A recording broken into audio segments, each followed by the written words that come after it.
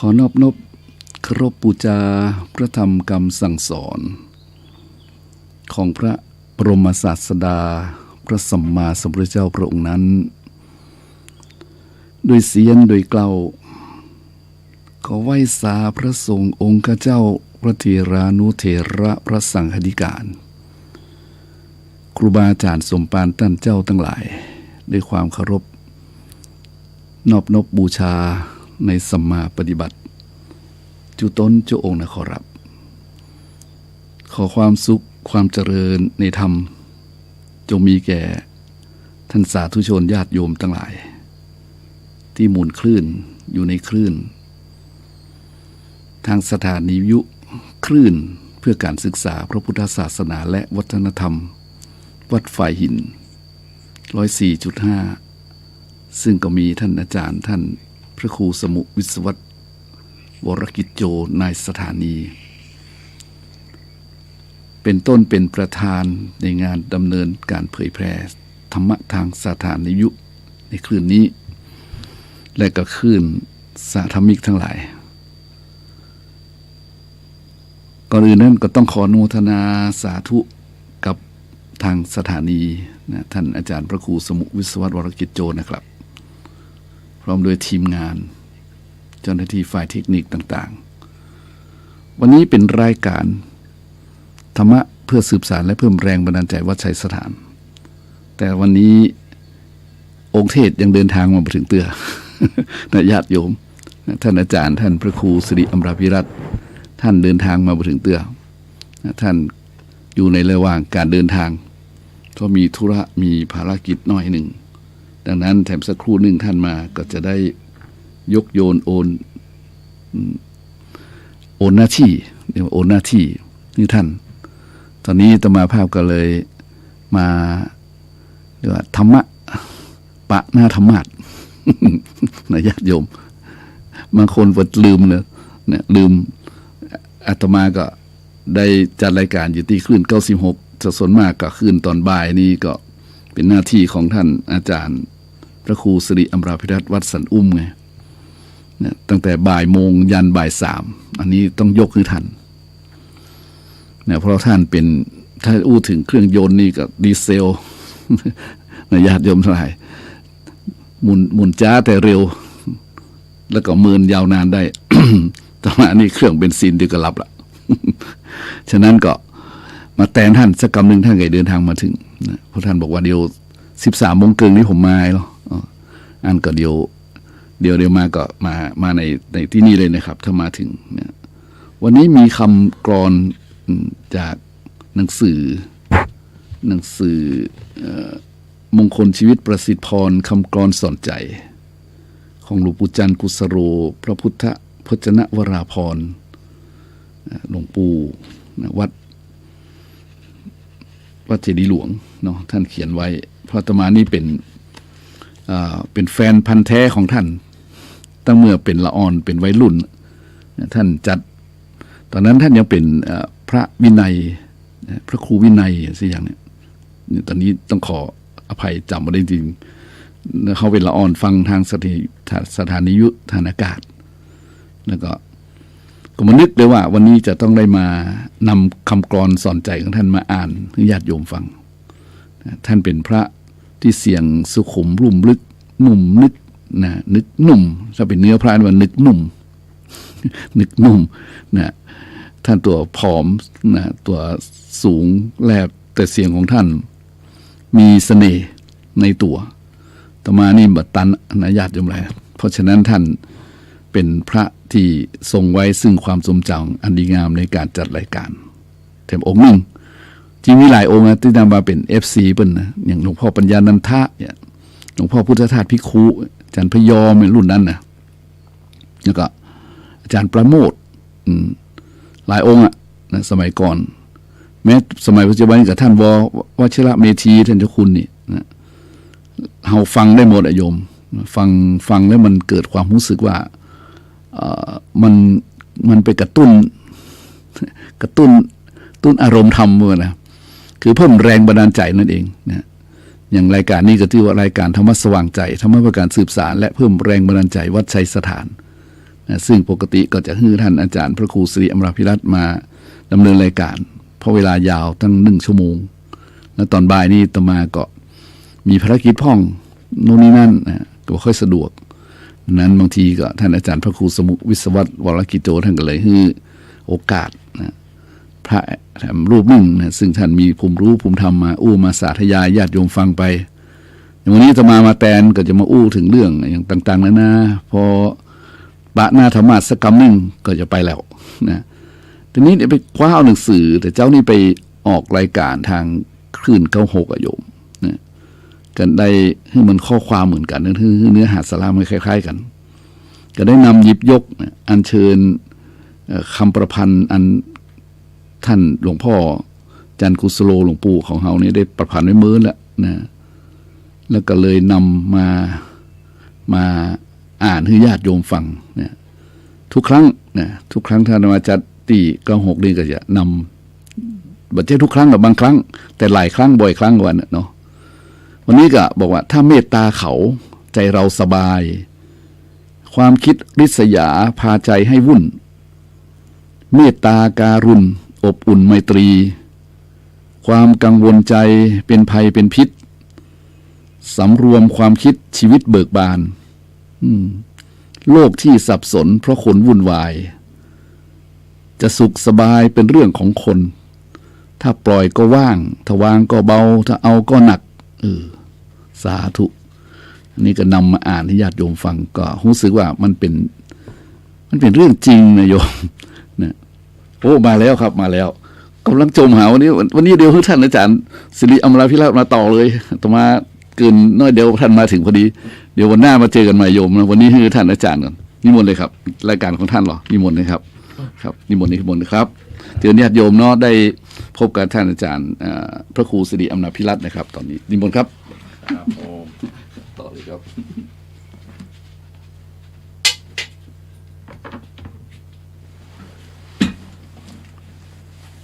ก็นอบน้อมแด่พระรัตนตรัยคือพระพุทธพระธรรมพระสงฆ์คุณพระพุทธที่สูงรำคุณพระธรรมที่สูงส่งคุณพระสงฆ์ที่สูงเลิศอันก็เกิดเป็นพระรัตนตรัยก็ถวายความเคารพน้อมนบพระหามาเถรานุเถระพระสงฆ์องค์เจ้าทุกรูปทุกตนขอเจริญพรพ่อแม่ศรัทธาปอกไม่ออกนักศีลนักบุญทุกท่านทุกคนวันนี้รายการธรรมะเพื่อสืบสานและเพิ่มแรงบันดาลใจจากวัดชัยสถานวันพุธที่12มิถุนายน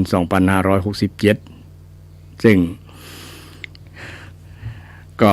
ทางรายการก็ได้มาพบปะกับทางท่านผู้ฟังเช่นเคยโดยเฉพาะหลังจากอาตมาบ่ได้มา2พุธด้วยกันก็คือเติงหาศรัทธาที่รอเป็นแฟนรายการเป็นแฟนพันธุ์แท้ฟังเป็นประจำซึ่งก็มอบรายการนี้ให้ทางท่านอาจารย์พระครูประภัสใจคุณได้ดูแลมา2พุธแล้วนะ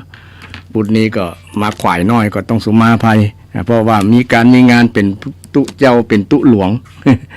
มีงานลาดงานหลวงเป็นคนของประชาชนก็เลยภาระเป็นต้องเอาสมภารเปิงแท้คำนี้เนาะสมภาระ เพราะว่ามีภาระมากเพื่อนองสมภารก็เลยมาขวายดีกว่าบ่มาเนาะศรัทธามาขวายดีกว่าบ่มาก็วันนี้ต้องขอบคุณทางคลื่นวิทยุ 104.5 ซึ่งมีท่านอาจารย์พระครูสมุวิศวัตรวรจิตโจซึ่งเป็นนายสถานีดูแล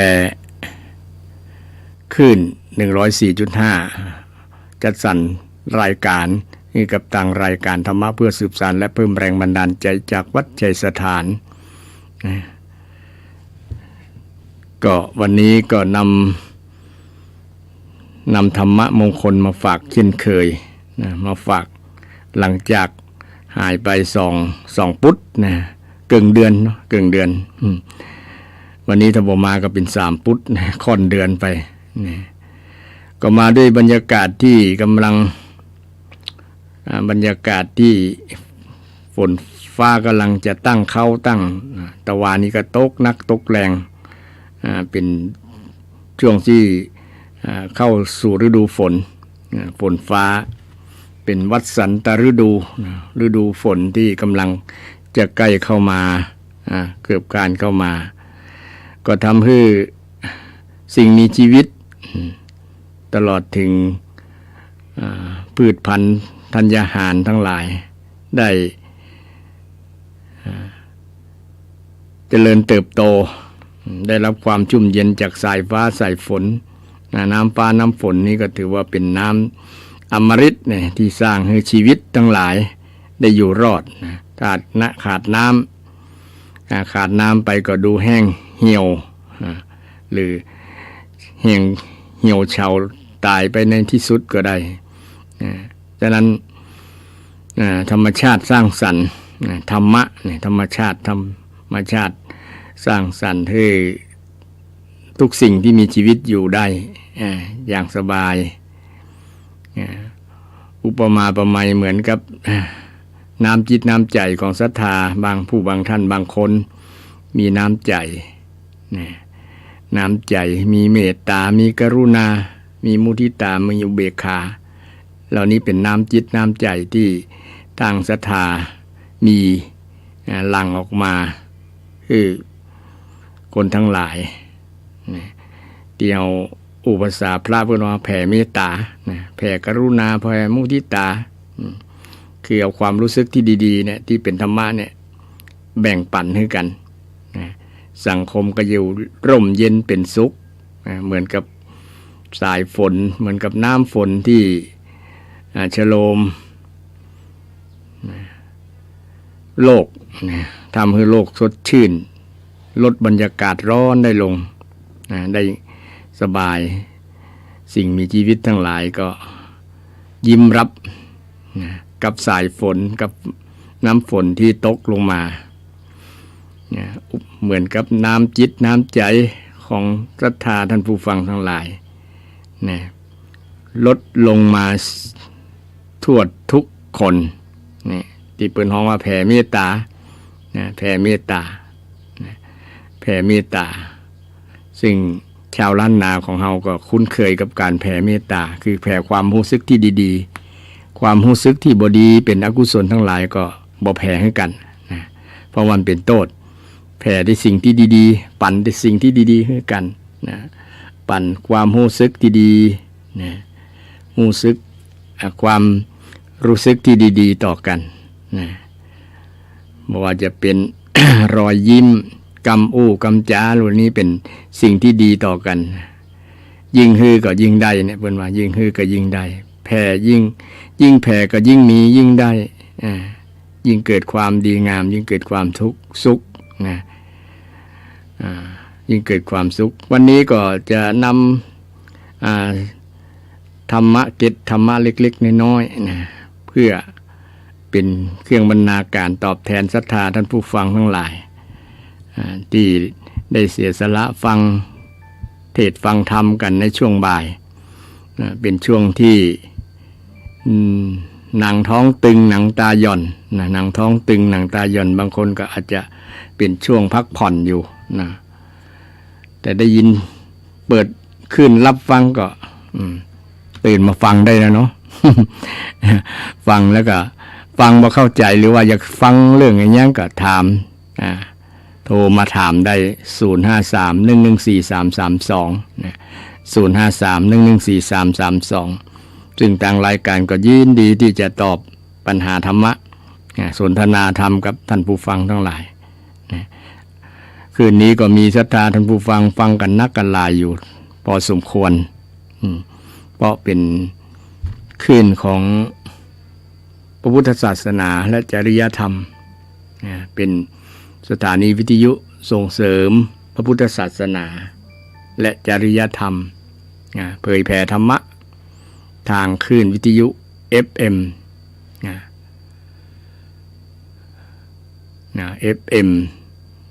104.5 เมกะเฮิรตซ์บางที่บางแห่งอาจจะบ่ชัดเพราะว่าจะมีดอยบังของขึ้นไปบ่เติง เสียงขาดหายนะว่ามันเป็นคลื่นของระบบ FM เนี่ยมันไปบ่ไกลเนาะไปบ่ไกลต้องมีคลื่นที่มีเครือข่ายโดยถึงจะไปไกลนะเครือข่ายรับมีเสารับคลื่นนะถึงจะไปไกลข้ามจังหวัดก็ต้องมีแหมคือมีแหมต้นแหมเสานะเสารับนะแต่ในนี้ก็ มีศรัทธาท่านผู้ฟังทั้งหลายรับสนใจในการเรื่องธรรมะเรื่องคุณธรรมทั้งหลายก็มีเพิ่มขึ้นเรื่อยๆก็เป็นนิมิตหมายที่ดีเพราะว่าถึงวันนี้คนมีปัญหามีความทุกข์นะศรัทธาโดยเฉพาะเรื่องเศรษฐกิจเนาะเรื่องเศรษฐกิจซึ่งมีเรื่องเล่านะเรื่องเล่าระหว่างตุลุงกับปัจจัยคนหนึ่งนะปัจจัยคนนี้ก็เป็นคนที่บอกค่อยสนใจเรื่องศาสนาตอนนั้นนะวันๆเอาแต่โหมเรื่องอบายมุขทั้งหลายไม่ว่าจะเป็นสุรานารี เรื่องธรรมะธรรมโมเนี่ยบอกค่อยสนใจวันหนึ่งก็กึดจะได้บอกไปถามตุลุงกึดลองภูมิลองอย่างนั้นเนาะตุลุงถามตุลุงว่าอันศาสนานี่มีประโยชน์อย่างกะมีประโยชน์จะได้พ่องมีประโยชน์อย่างก็ถามตุลุงนี่เพิ่นก็มีปฏิภาณไหวพริบเฉียบพลันทันด่วนเพิ่นตอบบ่ต้องคิดว่าโอ้มีกะมีเกินร้อยมีประโยชน์ศาสนาเนี่ยถ้าคนเฮาบ่มีศาสนาเนี่ยดำเนินชีวิตมีแต่ความทุกข์ไปบ่รอดสักหลายละนะเพราะชีวิตต้องมีศาสนาโดยเฉพาะศาสนาพุทธเขาเนี่ยเป็นศาสนาที่มีคุณประโยชน์ใครที่นับถือแล้วมีประโยชน์คุ้มค่าในการนับถือแต่ต้องศึกษาให้เข้าใจต้องศึกษาให้เข้าใจถึงจะได้ประโยชน์จากศาสนาต้องศึกษาต้องมาฟังมาเรียนรู้มาอ่านเป็นอ่านพระไตรปิฎกกันอย่างกันเนี่ยถึงจะได้ประโยชน์จากคำสอนประโยชน์จากศาสนาอัน อย่างผมเนี่ยผมมีสตางค์เนี่ยศาสนาจะช่วยได้จะได้ตุลุงก็ ตอบว่าอ้าวก็ช่วยได้กะถ้าอยากให้ได้ตังค์ก็ต้องทำงานอยากมีเงินต้องทำงานจึงผ่านพบ อยากเรียนจบต้องขยันหมั่นศึกษาอยากมีรักก็ต้องฝักใฝ่เวียนไปมาอยากมีหน้าก็ต้องเสนอหน้าอาสาคนตุลุงก็ได้ตอบไปถ้าเมากับ ไปอ้อนวอนขอขี้ค้านบอกไปเนี้ยการงานตึงบ่มีเงินใจละจะไปนอนรอถูกหวยเนี่ยยากล้านคนจะมีสักคนที่จะถูกเพราะว่าต้องมีบุญมาก่อนถึงจะถูกหวยฉะนั้นต้องขยันต้องหมั่นความขยันเนี่ยเป็นธรรมะที่พระเจ้าได้สอนเป็นห้องว่ามีความเพียรมีธรรมะประกอบกันหลายอย่างเช่นทำงานจะสำเร็จงานจะสำเร็จคนก็สำราญงานก็สำเร็จก็จะต้องมีฉันทะวิริยะจิตตะวิมังสามีความพอใจเพียรไปติดต่อจดจ่อสิ่งนั้นมันพิจารณาต้องมีความห่มเรื่องงานก่อนถึงวันนี้คนมันบอกห่มงานอยากจะสบายกว่าทุกแต่ก่อนเป็นเจ้านายหมู่พี่น้องต่างไทยใหญ่ทั้งหลายเดี๋ยวนี้ไทยใหญ่เพิ่นเป็นเจ้านายแล้วเพราะว่าเพิ่นมันเพิ่นขยันสู้งานนักนี่คนเมืองเฮาส่วนหนึ่งงานนักก็บ่เอาเบาก็บ่สู้ใครอยู่สบายมันจะไปมีตังมีอย่างใจจะได้นั่งอยู่บ่ได้เงินจะลอยมาหาก็บ่มีเป็นไปบ่ได้ละนอกจากคนที่จะมีบุญมาก่อนที่ยังว่านะซื้อหวย รัฐบาลสักใบนี่ก็ถูกหวยรางวัลที่1นี่อันนั้นยกกรณีไว้คนที่มีบุญทำมาก่อนแต่เขาต้องทำบุญก่อนนะถึงจะถูกหวยนะถึงจะโชคดีนะถ้าบ่ถูกหวยอย่างเปิ้นเนี่ยต้องทำงานต้องขยันนะขยันเป็นธรรมะเป็นคำสอนทางพุทธศาสนาพุทธศาสนาสอนให้คนหมั่นบ่สอนให้คนขี้ค้านนะสอนให้คนหมั่นบ่สอนให้คนขี้ค้านแล้วความขี้ค้านเนี่ยเป็นอบายมุขอบายมุขแปลว่าหนทางแห่งความเสื่อมนะอบายมุขมี6อย่างมี6ประการ1สุราดื่มสุราเนี่ยก็เป็นอบายมุขอปายะนะแปลว่าหนทางที่เสื่อมหนทางเสื่อมมุขแปลว่าหน้าหรือว่าทางก็ได้ปักทางนะแห่งความเสื่อมนะมุขะก็คือหน้านั่นนะคือทางที่จะเสื่อมนะมีคติที่จะเสื่อมนะเช่นคนไปติดสุราเนี่ยอย่างสูเขาเนี่ยให้อูก็อย่างสูเนี่ยนะกินเหล้าตึงวันเนี่ยมันก็เสื่อมนะเสื่อมอย่างพ่องนะเสื่อมอย่างพ่องเนี่ยก็ถามตุลุงก็ถามนะมันก็นึกบอกคนที่บ่ได้มาศึกษาเนาะนะกินเหล้าแล้วมันเสื่อมอย่างพ่องนะ1เสื่อมทรัพย์นะเป็นอบายมุขอบายปายะนะอปายะถ้าปายะแปลว่าเจริญนะตัวนี้ปฏิเสธความเจริญกับว่าเสื่อมนะตามคือเสื่อม1เสื่อมทรัพย์เสื่อมนะเงี้ยการในวันละ300 400นะเอาไปลงขวดโมดนะแต่ที่จะเอาไปกินไปซื้ออาหารลำๆกินลำๆคือแม่บ้านแป่งกับข้าวกับปลากินลำๆนะประโยชน์แก่สุขภาพร่างกายแต่ไปลงในขวดมดนะบางครั้งบ่พอนะการเล่าก็ต้องมีกับแก้มมีอย่างตัวมีคนอื่นมากินตัวนะบางครั้งเปลี่ยนเจ้าภาพนะเป็นเจ้ามือคนเดียวก็เสี่ยงบ่พอปิกมาบ้านถูกแม่บ้านด่าแฮมเครียดแฮมเครียดแฮมแม่นก็ตุลุงถามแต่เราเนาะได้ฟังตุลุงก็ดีละนะตุลุงก็จะฟังว่าศาสนาช่วยได้จะได้คำสอนของพระพุทธเจ้าเนี่ยช่วยในการดำเนินชีวิตของคนนะฟังดีๆเนอะตุลุงจาสนทนาบอกธรรมเทศธรรมนะว่าเทศธรรมให้คนขี้เหล้าเนี่ยฟังเนี่ยขี้เหล้ามันก็มีธรรมะเก่งนะท่านผู้ฟังทั้งหลายเรื่องธรรมะเนี่ยยกให้คนขี้เหล้าเนี่ยเก่งนะแต่ว่าหลักการปฏิบัตินี่บ่ค่อยมีนะวัดไม่เข้าเหล้าไม่ขาดบาตรบ่ใส่เนี่ยชนไก่เป็นประจำเพราะว่า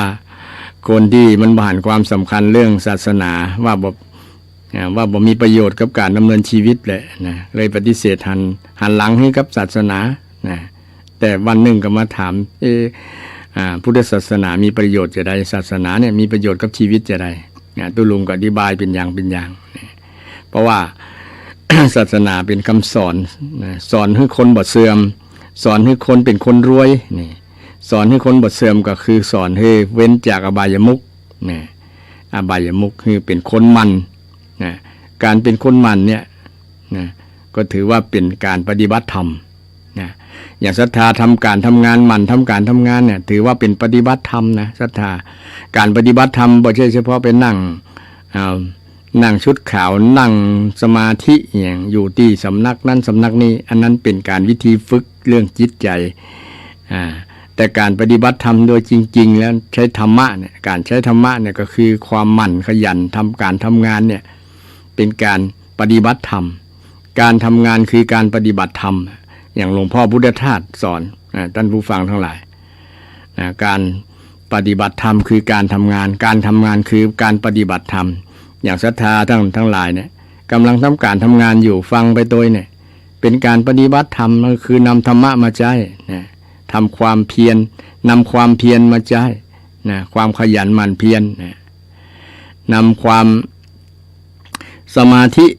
ขณะที่ทำงานก็มีสมาธิเป็นสัมมาสมาธิก็คือการปฏิบัติธรรมนั่นเองนะทำงานด้วยมีสมาธินะบ่ทำงานด้วยจิตใจลอย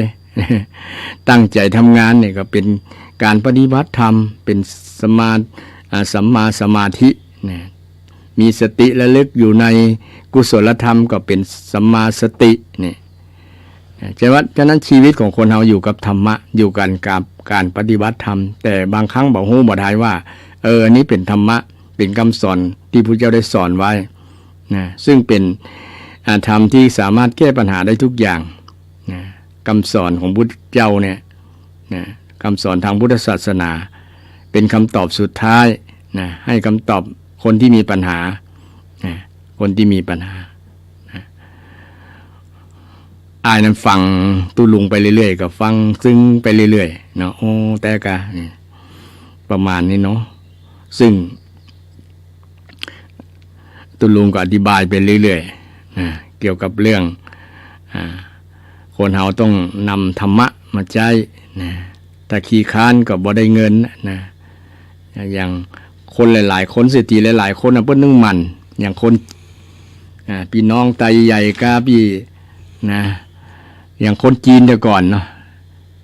เจ้าสัวทั้งหลายนะพ่อเลี้ยงแม่เลี้ยงทั้งหลายเนี่ยต้องมันอย่างศรัทธาหลายๆท่านหลายๆคนเนี่ยนะเป็นพ่อกาแม่กาตื่นเจ้าเนาะนะ2-3 โมงเที่ยงก็มีบางคนน่ะตื่นแล้วนะไปขายครัวที่กาดที่ยังนี่มันเนี่ยคนมันนะขยันนะพักนอนตั้งแต่เจ้านะทุ่มก็นอนละนะเที่ยงปลายบ่ายโมงตื่นละนะท่านจะบดตันลูกค้าบดได้ ยิ่งคนจะไปรับของไปจ้ากับบดตันของดี บอกโปกาเมียกาเพิ่นตื่นแต่เจ้าเนี่ยต้องไปให้ถึงก่อนเวลาตันเปิ้นนี่ก็ใช้ธรรมะทั้งนั้นขยันความขายันเนี่ยขายันนะต้องขยันต้องลุกนะอุทธานสัมปทาถึงพร้อมด้วยความหมั่นขยันหมั่นเพียรความขยันหมั่นเพียรเป็นการปฏิบัติธรรมศรัทธาท่านทั้งหลายบางคนมองว่าเป็นเรื่องความทุกข์เป็นเรื่องความลำบากมันก็เลยมีภาพลบนะหันคนยักการเป็นเรื่องทุกข์กันละนะ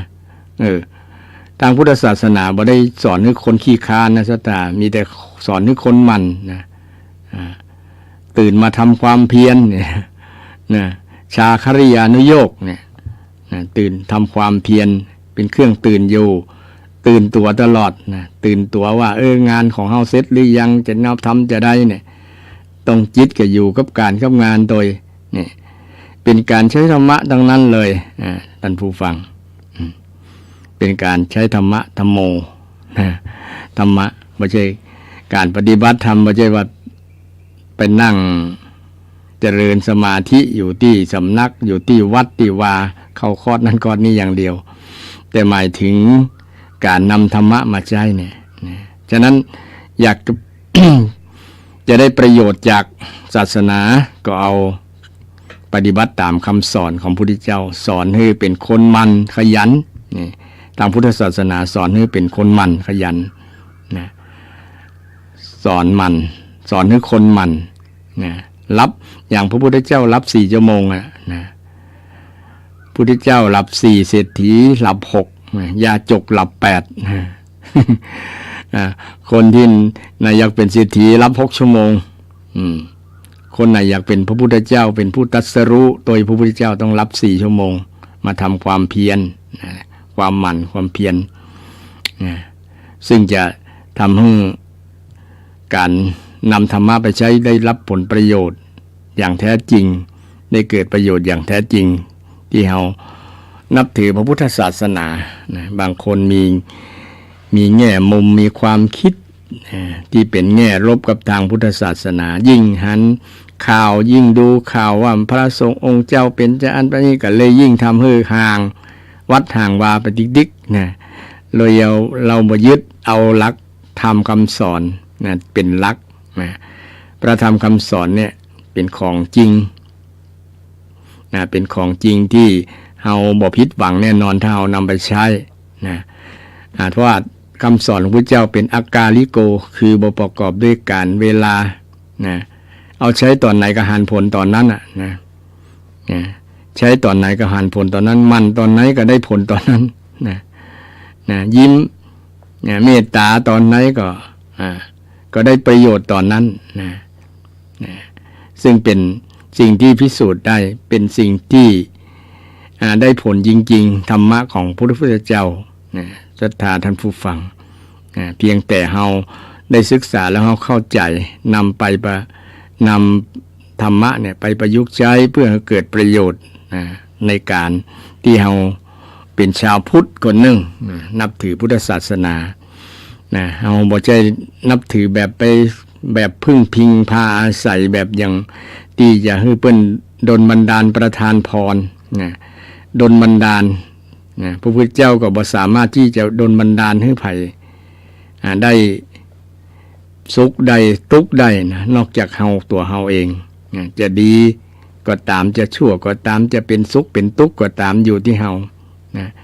จะรวยก็ตามจะจนก็ตามก็อยู่ที่เฮาเนี่ยอยู่ที่น้ำมือสมองของเฮาเนี่ยถ้าเอาบ่ลงมือก็บ่เกิดก็บ่ได้ฉะนั้นเป็นเรื่องของการปฏิบัติลงมือทำอยู่ที่ตัวของเฮานี่ก็เป็นคำสอนพระพุทธเจ้าที่พระพุทธเจ้าได้สอนให้คนใช้ความเพียรให้ใจความวิริยะอุตสาหะความขยันหมั่นเพียรคนถ้ามีความขยันอันดับแรกก็ต้องมีความพอใจเปิงใจก่อนเนาะต้องหุ่มต้องหุ่มงานหุ่มงานก็เคยอู้หลายๆครั้งเหมือนกันว่าธรรมะที่จะทำให้คนสำเร็จเนี่ยมี4ประการ1ฉันทะ2วิริยะ3จิตตะ4วิมังสาฉันทะวิริยะจิตตะวิมังสา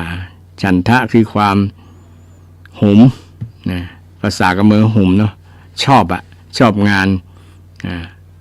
ยินดีในการที่ทำงานบางคนการทำงานแบบสักว่าทำมาได้หวังเพื่อจะได้ค่าแรงสูงแต่ผลงานบ่เต็มใจทำผลงานกับบ่ดีเนี่ยมันก็เป็นผลเสียต่อการทำงานบ่ใช้หลักธรรมคำสอนของพุทธเจ้า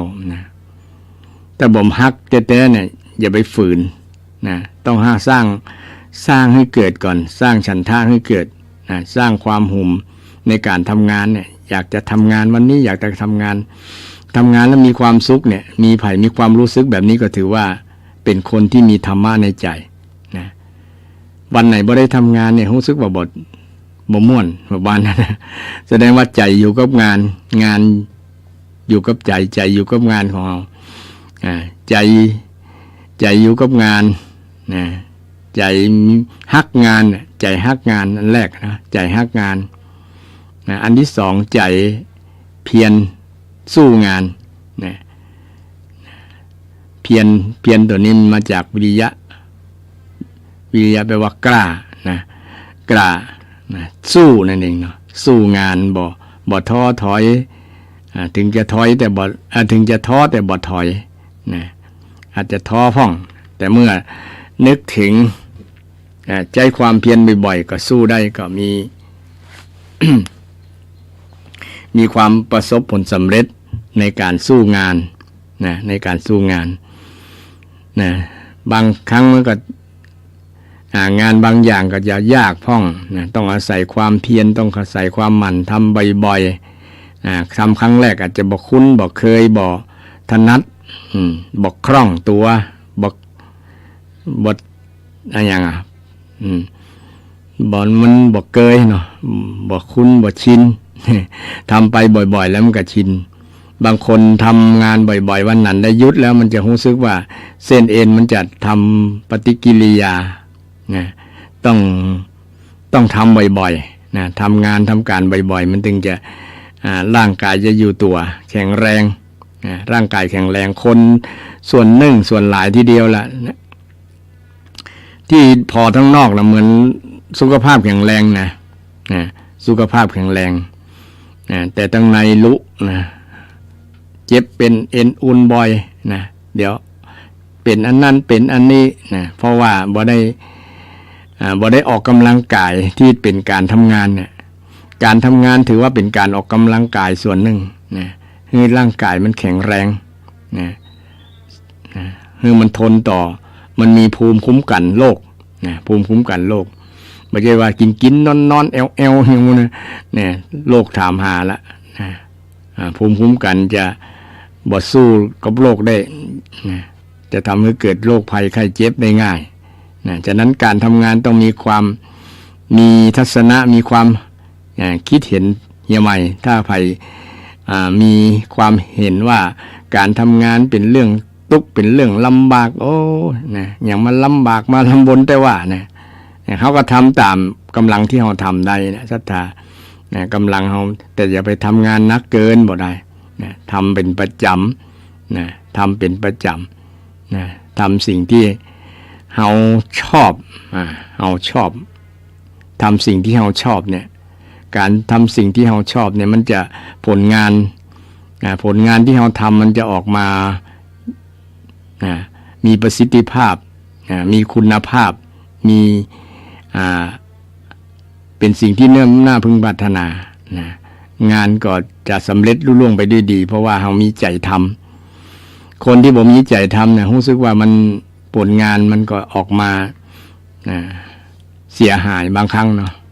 สักว่าทำบ่ได้ทำบางครั้งอู้งานเนี่ยคนอู้งานก็คือขี้ค้านนั่นแหละนะเวลา เจ้านายบ่อยู่อ่ะนะพากันนั่งอู้กันละอู้งานนะทำก็ทำละนะบ่มีใจทำนะบ่มีใจบ่มีบ่มีใจบ่หุมบ่มีฉันทะนะ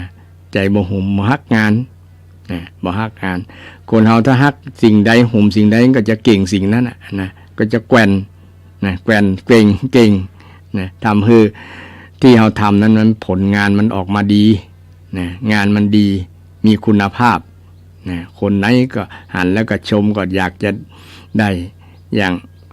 จลาบางคนนี่เนาะเปิ้นเก่งงานมันเปิ้นมีฝีมือดีเพราะว่าใจเปิ้นมีคุณธรรมอยู่ในใจของเปิ้นนะเปิ้นหุมในการที่จะทำนั้นนะรักการที่จะทำงานนั้นนะใจรักใจฮักนะใจฮักนี่แหละฉันทะนะใจฮักใจหุมนี่ฉันทะภาษาพระพุทธฉันทะนะมีใจฮักใจหุมใจชอบนะใจชอบนะชอบที่จะทำงานนะทำให้ความสำเร็จนะมาระดับหนึ่งแล้วนะใจต้องมาก่อนนะใจต้องมาก่อนถ้าใจบ่ทำแล้วมันก็ตึงปฏิเสธแล้วนะไปทำงานก็บ่ได้ผลแล้วเพราะว่ามันมีใจเนาะนะอาตมาก็สังเกตหลายๆท่านหลายๆคนบางคนทำสักว่าทำเนี่ยทำบ่มีใจทำเนี่ยบางครั้งงานมันเสียงานมันเสียเลยทำให้สิ่งที่เราทำนั้นเสียหายทำให้คน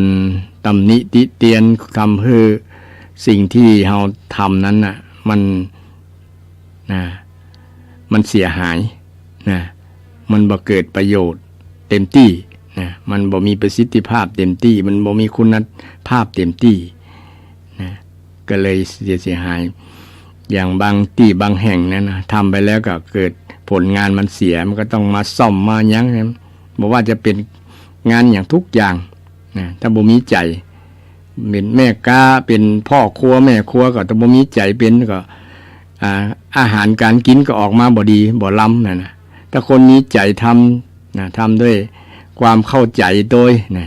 ทำด้วยความเข้าใจที่มีห้องว่ามีวิมังสาทำด้วยความเข้าใจทำฉลาดทำเนาะฉลาดทำว่าคนชอบไอ้ยังฉลาดดูรู้ใจคนอื่นเนี่ยอย่างเป็นพ่อค้าแม่ค้าทั้งหลายก็หูใจลูกค้าเนี่ยเปิ่นห้องว่ามีธรรมะมีวิมังสาพิจารณาหรือว่ามีมังสาอย่างความหมายหนึ่งก็คือ ใช้สติปัญญาใช้ความรู้ความเข้าใจใช้เทคนิคเนี่ยบางครั้งการทำงานมันบางครั้งบ่จำเป็นต้องใช้แรงอย่างเดียวแต่ใช้สติปัญญาใช้เทคนิคนะใช้สติปัญญางานออกมาก็จะเรียบร้อยโดยการบ่ต้องสิ้นเปลืองแรงโดยใช้เหตุบางคนเอาแหงตุกแหงทำหรือว่าทำย้ำไปบ่อยๆก็โดยที่บ่ฮู้เหตุที่แท้ของปัญหานั้นแต่ปัญหาก็ต้องอาศัยความเฉลียวฉลาดความเข้าใจการงานถึงจะรุ่ล่วงไปด้วยดีสำเร็จไปด้วยดีเพราะว่าใช้ธรรมะใช้ธรรมะมีฉันทะวิริยะจิตตะวิมังสาฉันทะคือความหุมเนาะวิริยะคือจิตใจที่สู้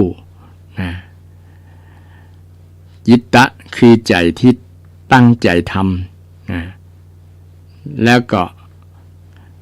วิมังสาคือเข้าใจทำเข้าใจทำอาตมาเคยบรรยายให้กับนักเรียนทั้งหลายจำง่ายๆเนอะเต็มแข็งตั้งเข้านักเรียนฟังแล้วค่อยหัวว่าอย่างเป็นนึกถึงอย่างเต็มแข็งตั้งเข้าเนี่ยนะเต็มใจทำภาษาไทยเพื่อนว่าเต็มต้องเต็มใจคือมีใจนั่นแหละเต็มแข็งใจก็คือมีต้องใจสู้ต้องฝืนใจน้อยบางครั้งมันอาจจะท้อพ่องท้อแต่อย่าถอยต้องฝืนใจฝืนใจบางครั้งรับดึกตื่นเจ้าก็ลำบากก็ต้องไปทำงานให้มันสำเร็จต้องฝืนความที่อยากรับอยากนอนโดยเฉพาะคนหนุ่มคนสาวเนี่ยนะจะตื่นควายกันก็ต้องฝืน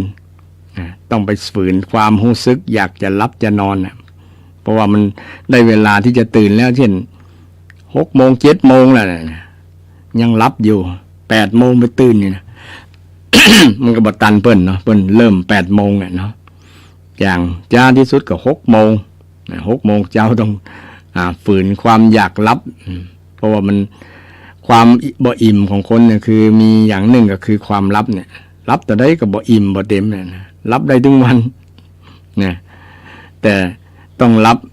เป็นกำหนดตามหลัก ด้านสุขศึกษา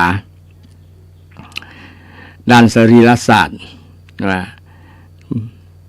ต้องรับให้เพียงพออย่างน้อย6 ชั่วโมง6 ชั่วโมงถ้า8 ชั่วโมงดัง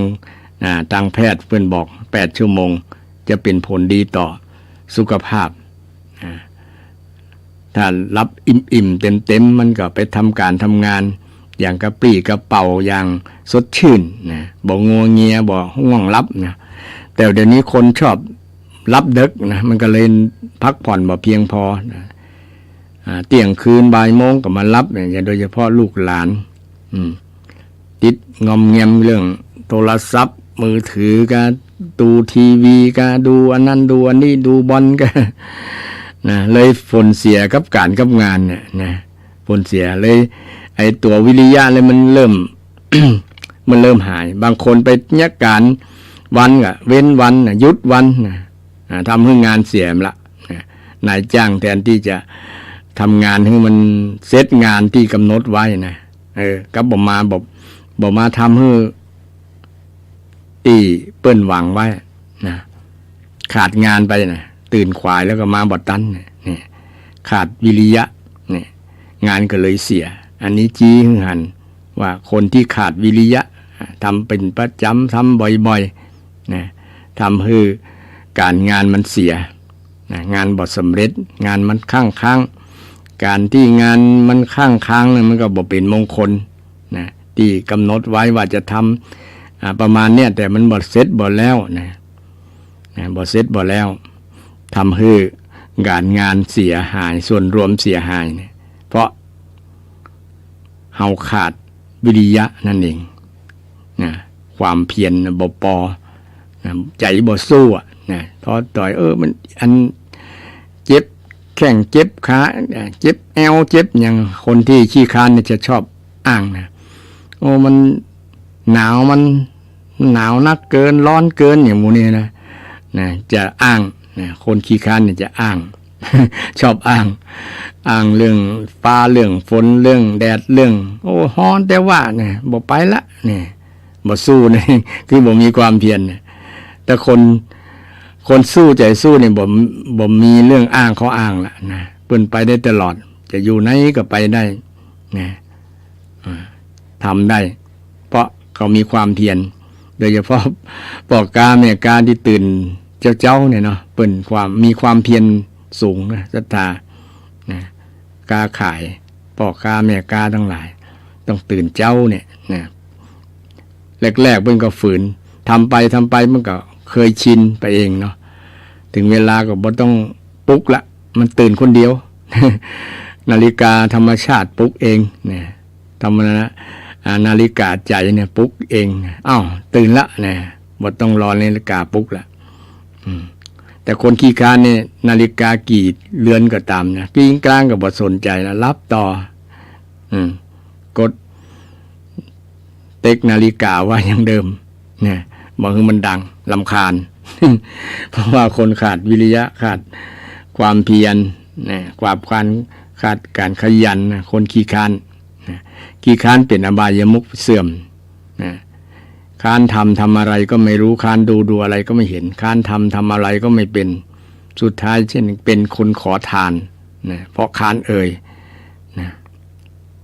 จะค้านเรียนอะไรก็ไม่รู้จะดูอะไรก็ไม่เห็นค้านดูค้านขี้ค้านมันบดีอย่างสักอย่างลองสังเกตเฮาในเวลามันไหนขี้ค้านแปลงฟันก็เหม็นก็แมงเนี่ยขี้ค้านล้างหน้าล้างตาขี้ตาก็เต็มเนี่ยความเสื่อมมันก็ หันชัดๆว่าความขี้ค้านเนี่ยมันเป็นอธรรมมันบ่ใช่ธรรมะเป็นบ่ใช่คุณธรรมที่ดีเนี่ยมันเป็นอบายมุขนี่ตุลุงก็เลยอายนั้นฟังแล้วก็เข้าใจด้วยดีๆตลอดนะก็เคารพในธรรมการฟังธรรมบ่มีปฏิกิริยาโต้ตอบบอกค้านอย่างสักอย่างเพราะว่ากำอูตุลุงถูกเพราะว่าเอาธรรมะของพระพุทธเจ้ามาบอกมากล่าวมาสอนมาบอกต่อพระพุทธเจ้าสอนว่าใครอยากเจริญบ่อยากเสื่อมเนี่ยอยากมีเงินมีทองก็ขยันมันเพียรทำการทำงานในหลักธรรมะที่พระเจ้าได้สอนไว้ว่าใครอยากจะรวยใครอยากจะรวยมีคุณธรรม4ประการ1อุทธานสมถะก็คือความหมั่นความขยันที่ลุกขึ้นอุทธานะแปลว่าอยากที่จะลุกขึ้นมาทำการทำงาน ความหมายก็คือความหมั่นนั่นเองความขยันหมั่นเพียรนั่นเองเป็นคำะอันดับแรกเลยใครอยากจะรวยคนที่รวยเป็น100 ล้านพันล้านหมื่นล้านแสนล้านทั้งหลายเนี่ยเปิ้นมีความธรรมะข้อแรกเนี่ยทั้ง4ข้อนี่แหละแต่ข้อแรกต้องเกิดขึ้นก่อนอุทธานสัมปทาถึงพร้อมด้วยความหมั่นข้อที่2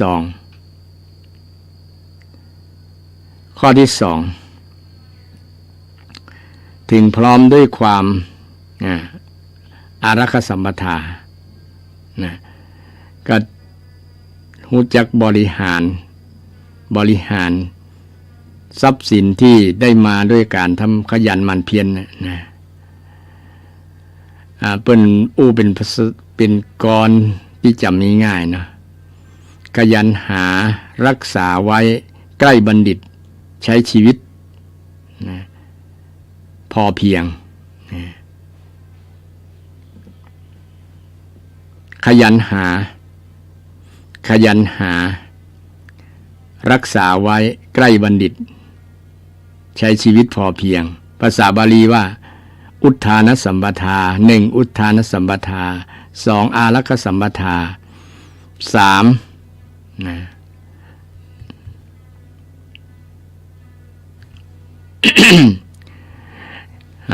มีกัลยาณมิตรใกล้กัลยาณมิตรกัลยาณมิตรตาเนี่ยคือคบบัณฑิตเนี่ยกัลยาณมิตรก็คือบัณฑิตนั่นเองบัณฑิตที่คือผู้ที่ทำอะไรอย่างก็ตามอะไรอย่างก็ตามคิดอะไรอย่างก็ตามบ่เบียดเบียนไผบ่ได้ทำชั่วด้วยกายวาจาใจนั่นเองคือบัณฑิต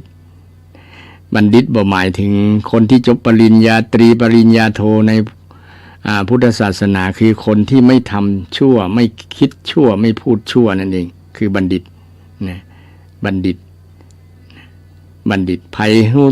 จักใกล้บัณฑิตคบคนดีนั่นเองคบบัณฑิตเนี่ยจะเจริญจะรวยนะคน คนหลายๆคนเนี่ยเอาลักเฮียนแบบเนี่ยคนที่มีประสบผลสำเร็จเนี่ยคนที่มีความสุขเนี่ยไปเฮียนแบบเปิ้นมีเปิ้นเป็นแบบอย่างเป็นไอดอลนะเป็นไอดอลจะทำให้คนนั้นไปสู่ผลสำเร็จได้นะเช่นหันเศรษฐีเศรษฐีเปิ้นก็มี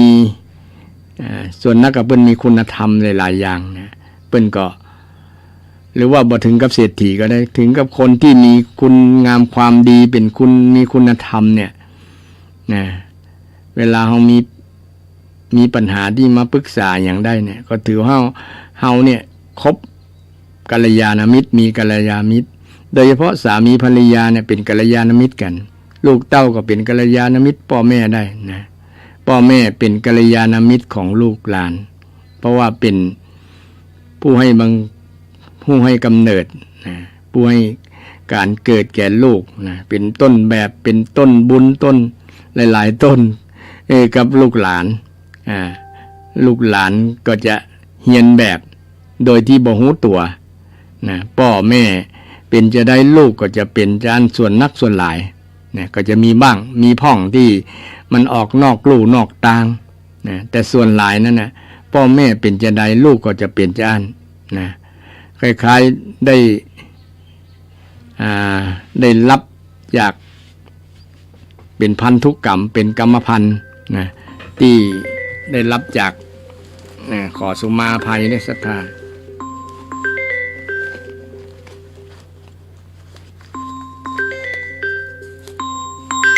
ขอสุมาภัยเด้อ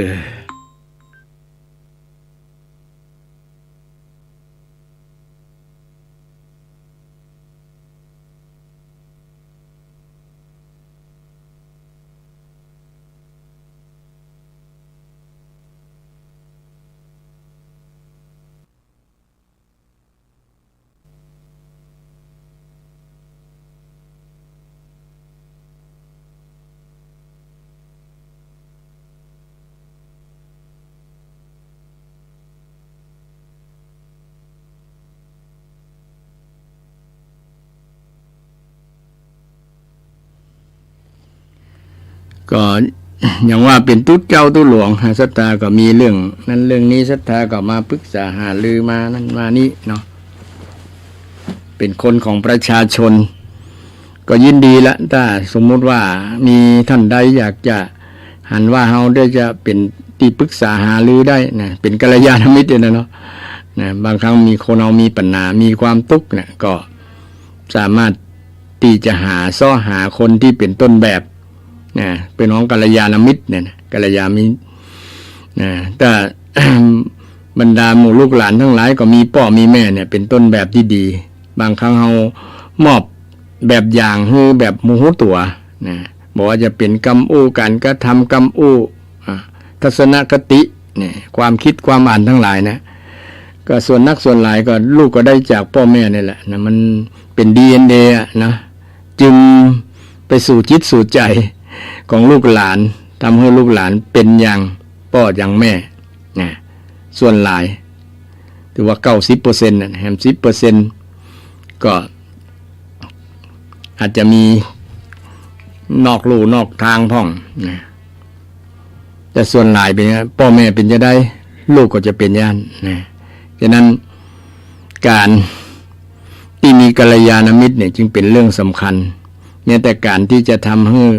เรามีฐานะมั่นคงมีสถานะนะ ทางเศรษฐกิจนะมีเงินมีทองเนี่ยก็บุคคลที่สำคัญคนหนึ่งก็คือกัลยาณมิตรนะตะกี้อู้เรื่องธรรมะ4ประการที่จะทำให้คนรวย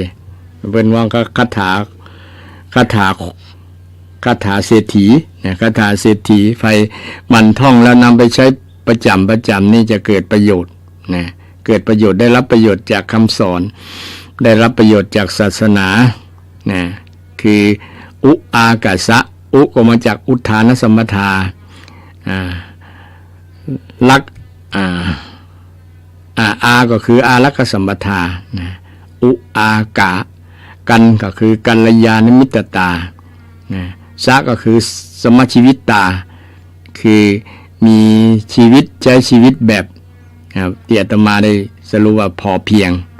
พอดีใช้ชีวิตแบบพอดีพอประมาณ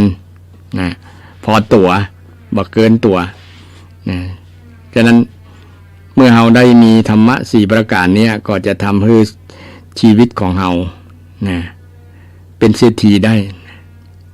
เศรษฐีบ่ได้หมายถึงว่าต้องมีเงินเป็นร้อยล้านนะแต่เศรษฐีแปลว่าผู้ประเสริฐนะศรัทธา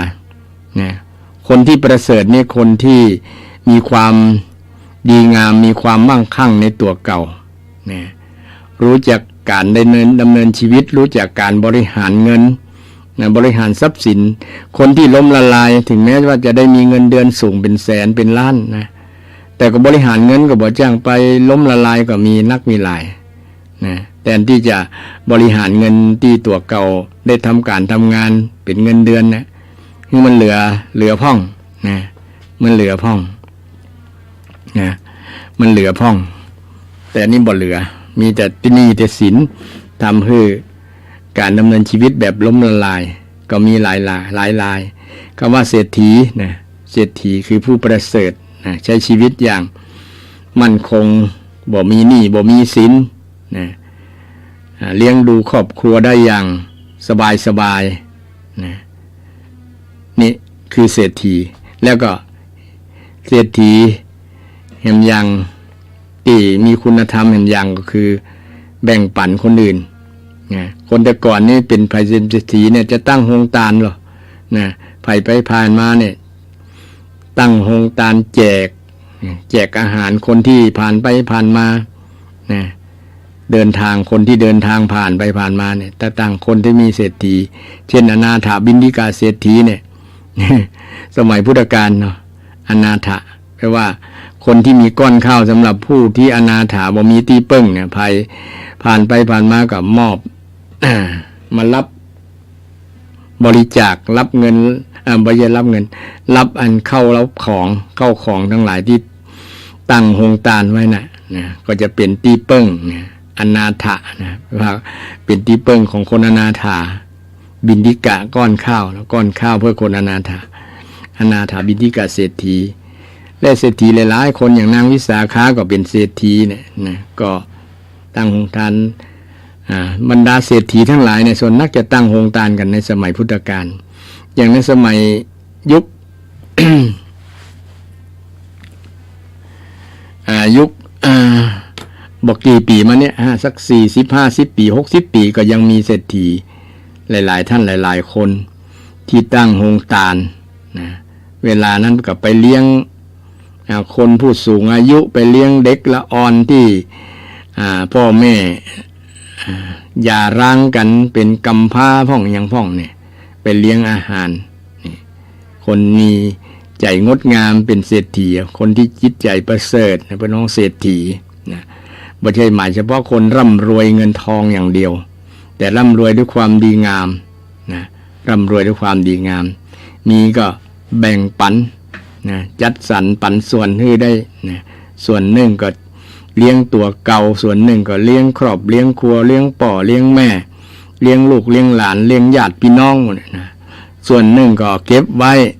ยามจำเป็นยามเจ็บเป็นเอ็นอุ่นนะส่วนหนึ่งนั้นก็ทำบุญนะ4-5 ส่วนเนี้ยนะเปิ้นบริหารนะทำบุญนั้นสุดท้ายอย่างศรัทธาญาติโยมก็แบ่งให้มันลงตัวเช่นสมมุติว่า หารห้าเนาะหารห้า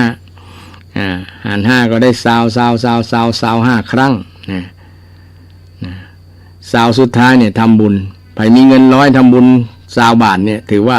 ทำบุญตามสัดส่วนละศรัทธาบางคนไปทำเกินนั่นก็บ่ดีนะศรัทธามีเงิน100แต่ว่าทำเกินเช่นทำ50 บาทอย่างเป็นต้นนะมีเงิน100นะทำ50 บาทมันก็เกินส่วนส่วนอื่นมันจะบกพร่องต้องทำซาวพอดีหรือบ่ทั้งถึงซาวก็ได้นะเช่นเรามีเงิน10,000เงินแสนเนี่ยก็ต้องหาร5นะในส่วนนั้นนะในส่วนที่เราจะทำบุญก็ขอเรื่องบุญก็ขอประกาศประชาสัมพันธ์ให้กับศรัทธาญาติโยมวัดอมรรามสันจะมีงานส่งน้ำพระธาตุงานประจำปีเดือนเก้าเพ็งก็บอกศรัทธาเชิญชวนศรัทธาไปร่วมงานส่งน้ำพระธาตุในงานก็มีการเจริญพุทธมนต์นิมนต์พระสงฆ์มา43 รูป43 หัววัด43 หัววัด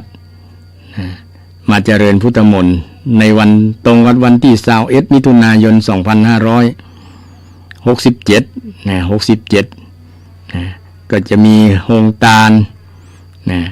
ช่วงภาคเมื่อตอนไปก็มีมีอย่างศรัทธาไปฟังฟังดนตรีในส่วนของภาคการประเพณีการละเล่นทางชาวล้านนาก็มีการแข่งกองหลวงตัวมีการแข่งบอกไฟลูกหนูบอกไฟเนาะศรัทธาชอบการดูการแข่งกองก็ไปชมได้ที่วัดสันใครอยากจะร่วมโฮงตาลก็ไปร่วมได้ที่วัดสันที่วัดสันใครอยากจะร่วมถวายจตุปัจจัยทายธรรมจตุปัจจัยทายธรรมชุดละ 1,500 บาทชุดละ 1,500 บาทก็แจ้งได้ที่วัดอมรรามสันเบอร์โทร0993871118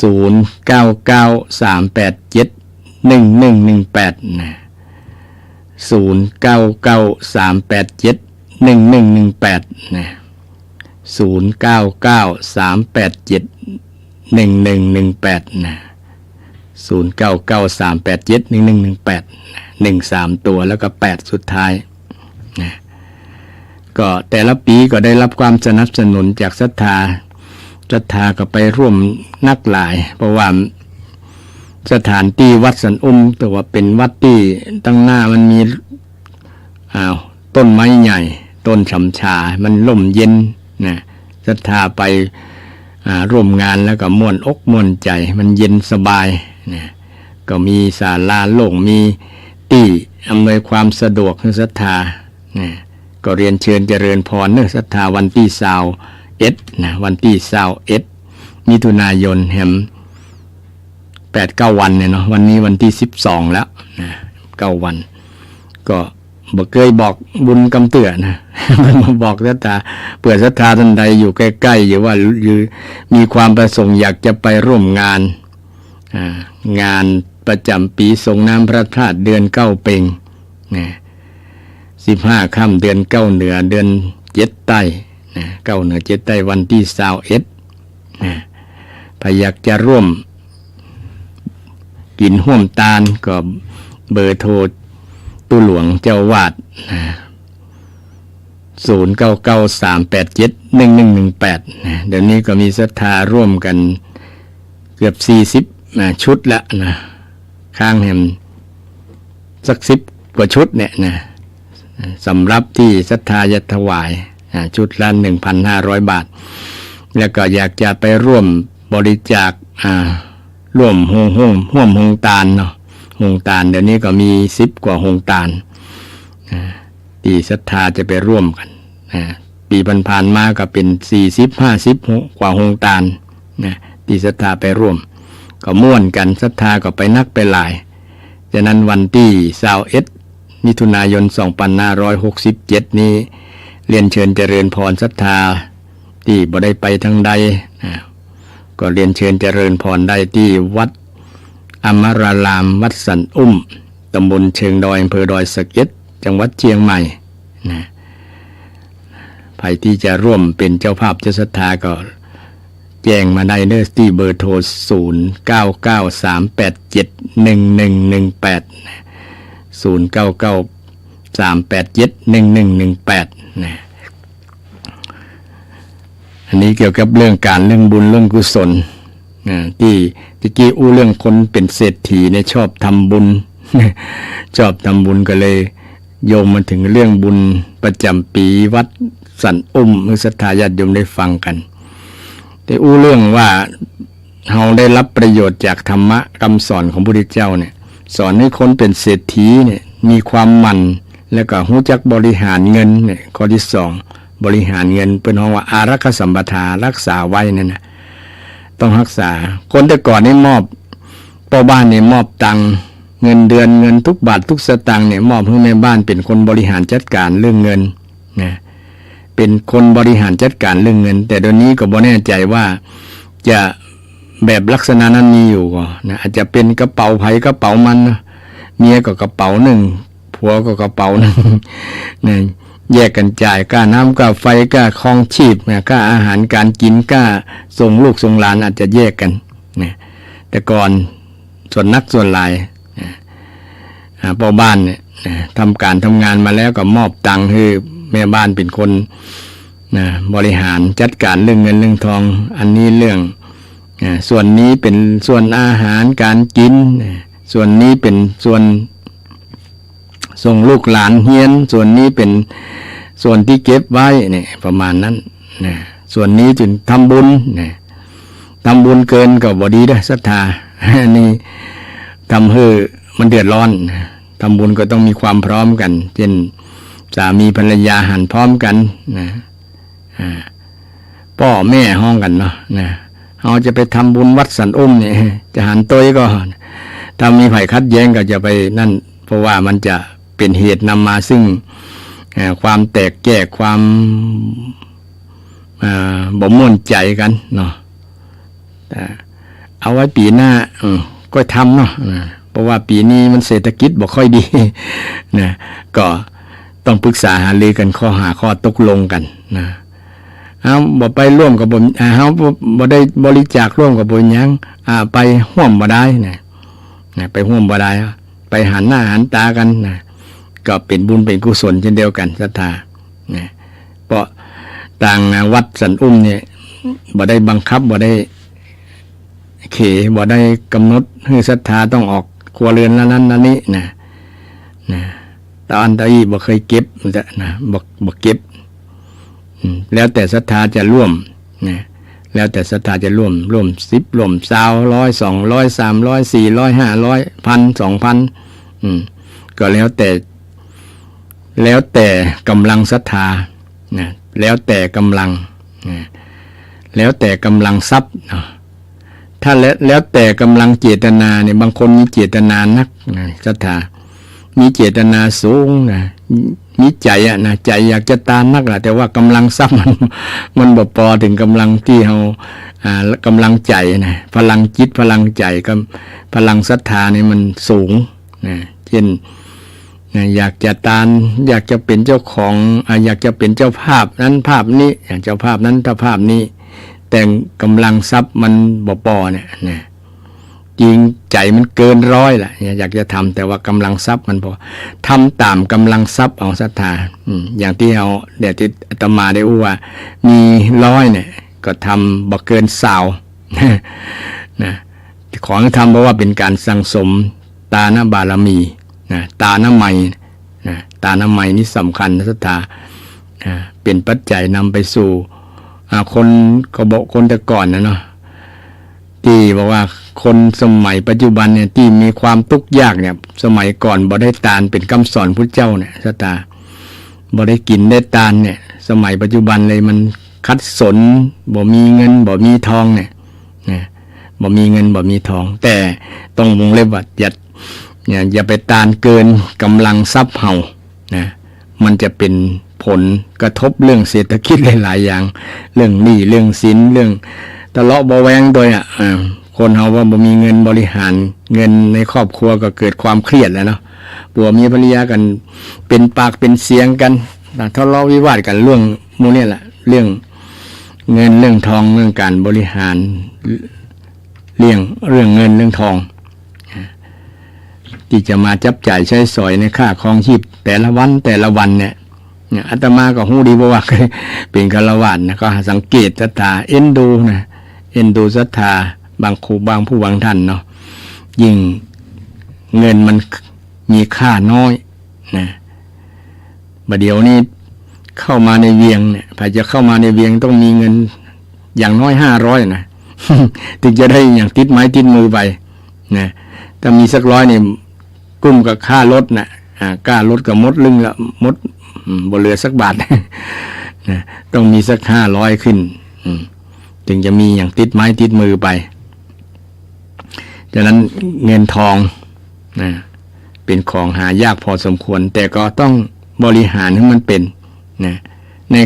นี่ก็เป็นหลักคำสอนทางพุทธศาสนา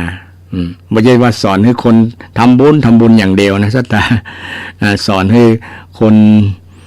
ดูแลเรื่องปากเรื่องท้องตัวเก่าไปเลี้ยงดูตัวเก่าเรื่องเลี้ยงดูพ่อเลี้ยงดูแม่เลี้ยงดูลูกหลานเลี้ยงดูคนในครอบครัวนะคนใกล้ชิดหมดเนี่ยนะสอนหมดทุกอย่างแล้วก็ส่วนหนึ่งก็เก็บไว้ยามจำเป็นยามเจ็บเป็นเอ็นอุ่นเนี่ยในหลักพุทธศาสนาก็สอนโดยเฉพาะเรื่องของอารักขสัมปทานะถึงพร้อมด้วยความรักษาทรัพย์นะคือบริหารทรัพย์นั่นเองกัลยาณมิตรตามีกัลยาณมิตรนะในคำสอนทางพุทธศาสนามงคลสูตรพระพุทธเจ้าสอนให้อเสวนาจะพาลานังบัณฑิตานังจะเสวนาบัณฑิตานันจะเสวนาซึ่งว่าอันข้อแรกนั้นนะคืออเสวนาคืออย่าไปคบคนพาลนะหลีกคนพาลแล้วก็มาคบบัณฑิตนะบัณฑิตานันจะเสวนาคือไปเสวนาไปเสพนะใช้คำว่าเสพเสพคือเสพคบเสพคุณเสพจนได้นิสัยนะคำว่าคบนี้หมายถึงเอานิสัยของคนนั้นน่ะนะคนที่เป็นบัณฑิตเนี่ยเอามาเป็นแบบอย่างเอามาดำเนินชีวิตเป็นแบบอย่างนะถึงจะเปิดเป็นประโยชน์ต่อการดำเนินชีวิตของเรานะในการบางคนทำการทำงานทำการทำงานได้เงินได้ทองก็จริงแต่ว่าไปเจอเพื่อนบดีเนี่ยเพื่อนบดีจุหลอกลวงไปก็มีไปจวนไปเล่นการพนันไปเล่นไปเข้าบ่อนก็ไปดื่มสุราเมลัยเนี่ยบางครั้งหมดตัวเลยนะทำการทำงานได้เงินเป็นหมื่นเป็นแสนนะต่อเดือนน่ะนะหมดบ่เหลือเพราะว่ามีเพื่อนที่บดีจวนให้ไปในทางชิบหายในอบายมุขมีแต่อบายมุขทั้งหลายเนี่ยเจอเพื่อนบดีเนี่ยอย่างลูกหลานศรัทธาญาติโยมเนี่ยไปเรียนหนังสือเนี่ยไปเจอคนไปคบคนเป็นคบละอ่อนเพื่อนห้องเดียวกันเนี่ยที่นิสัยเป็นคนพาลเนี่ยเป็นคนที่บดีนะลูกหลานของศรัทธาญาติโยมก็จะพลอยบดีไปตัวเพราะว่าไปคบคนบดีนะนี่สำคัญนะจึงมีมงคลและสูตรที่พระเจ้าได้สอนไว้อันดับแรกเลยอเสวนาอย่าไปคบคนพาลอย่าไปคบหมายถึงอย่าไปเอานิสัยพฤติกรรมต่างๆที่คนนั้นน่ะที่มันบดีเนี่ยจะเอามาใช้ในเฮาบ่ได้หมายความว่าบ่ให้ไปอู้จ่าบ่ให้ไปสนทนากันไปอู้จ่ากันบ่ให้ไป ร่วมงานกันบ่ใช่หั่นแต่บ่หมายถึงว่าบ่เอานิสัยนะบ่เอานิสัยนี่การบ่เสพนิสัยนะบ่ได้ห้ามคบคนแต่ห้ามคบความเนี่ยนะคนในที่นี้คือความบ่ดีเนี่ยจะไปเอาเสพอย่าไปเอามาแต่ส่วนนักกับคนโดยเฉพาะลูกหลานของเราเนี่ยไปเสพสิ่งเสพข่าวที่บ่ดี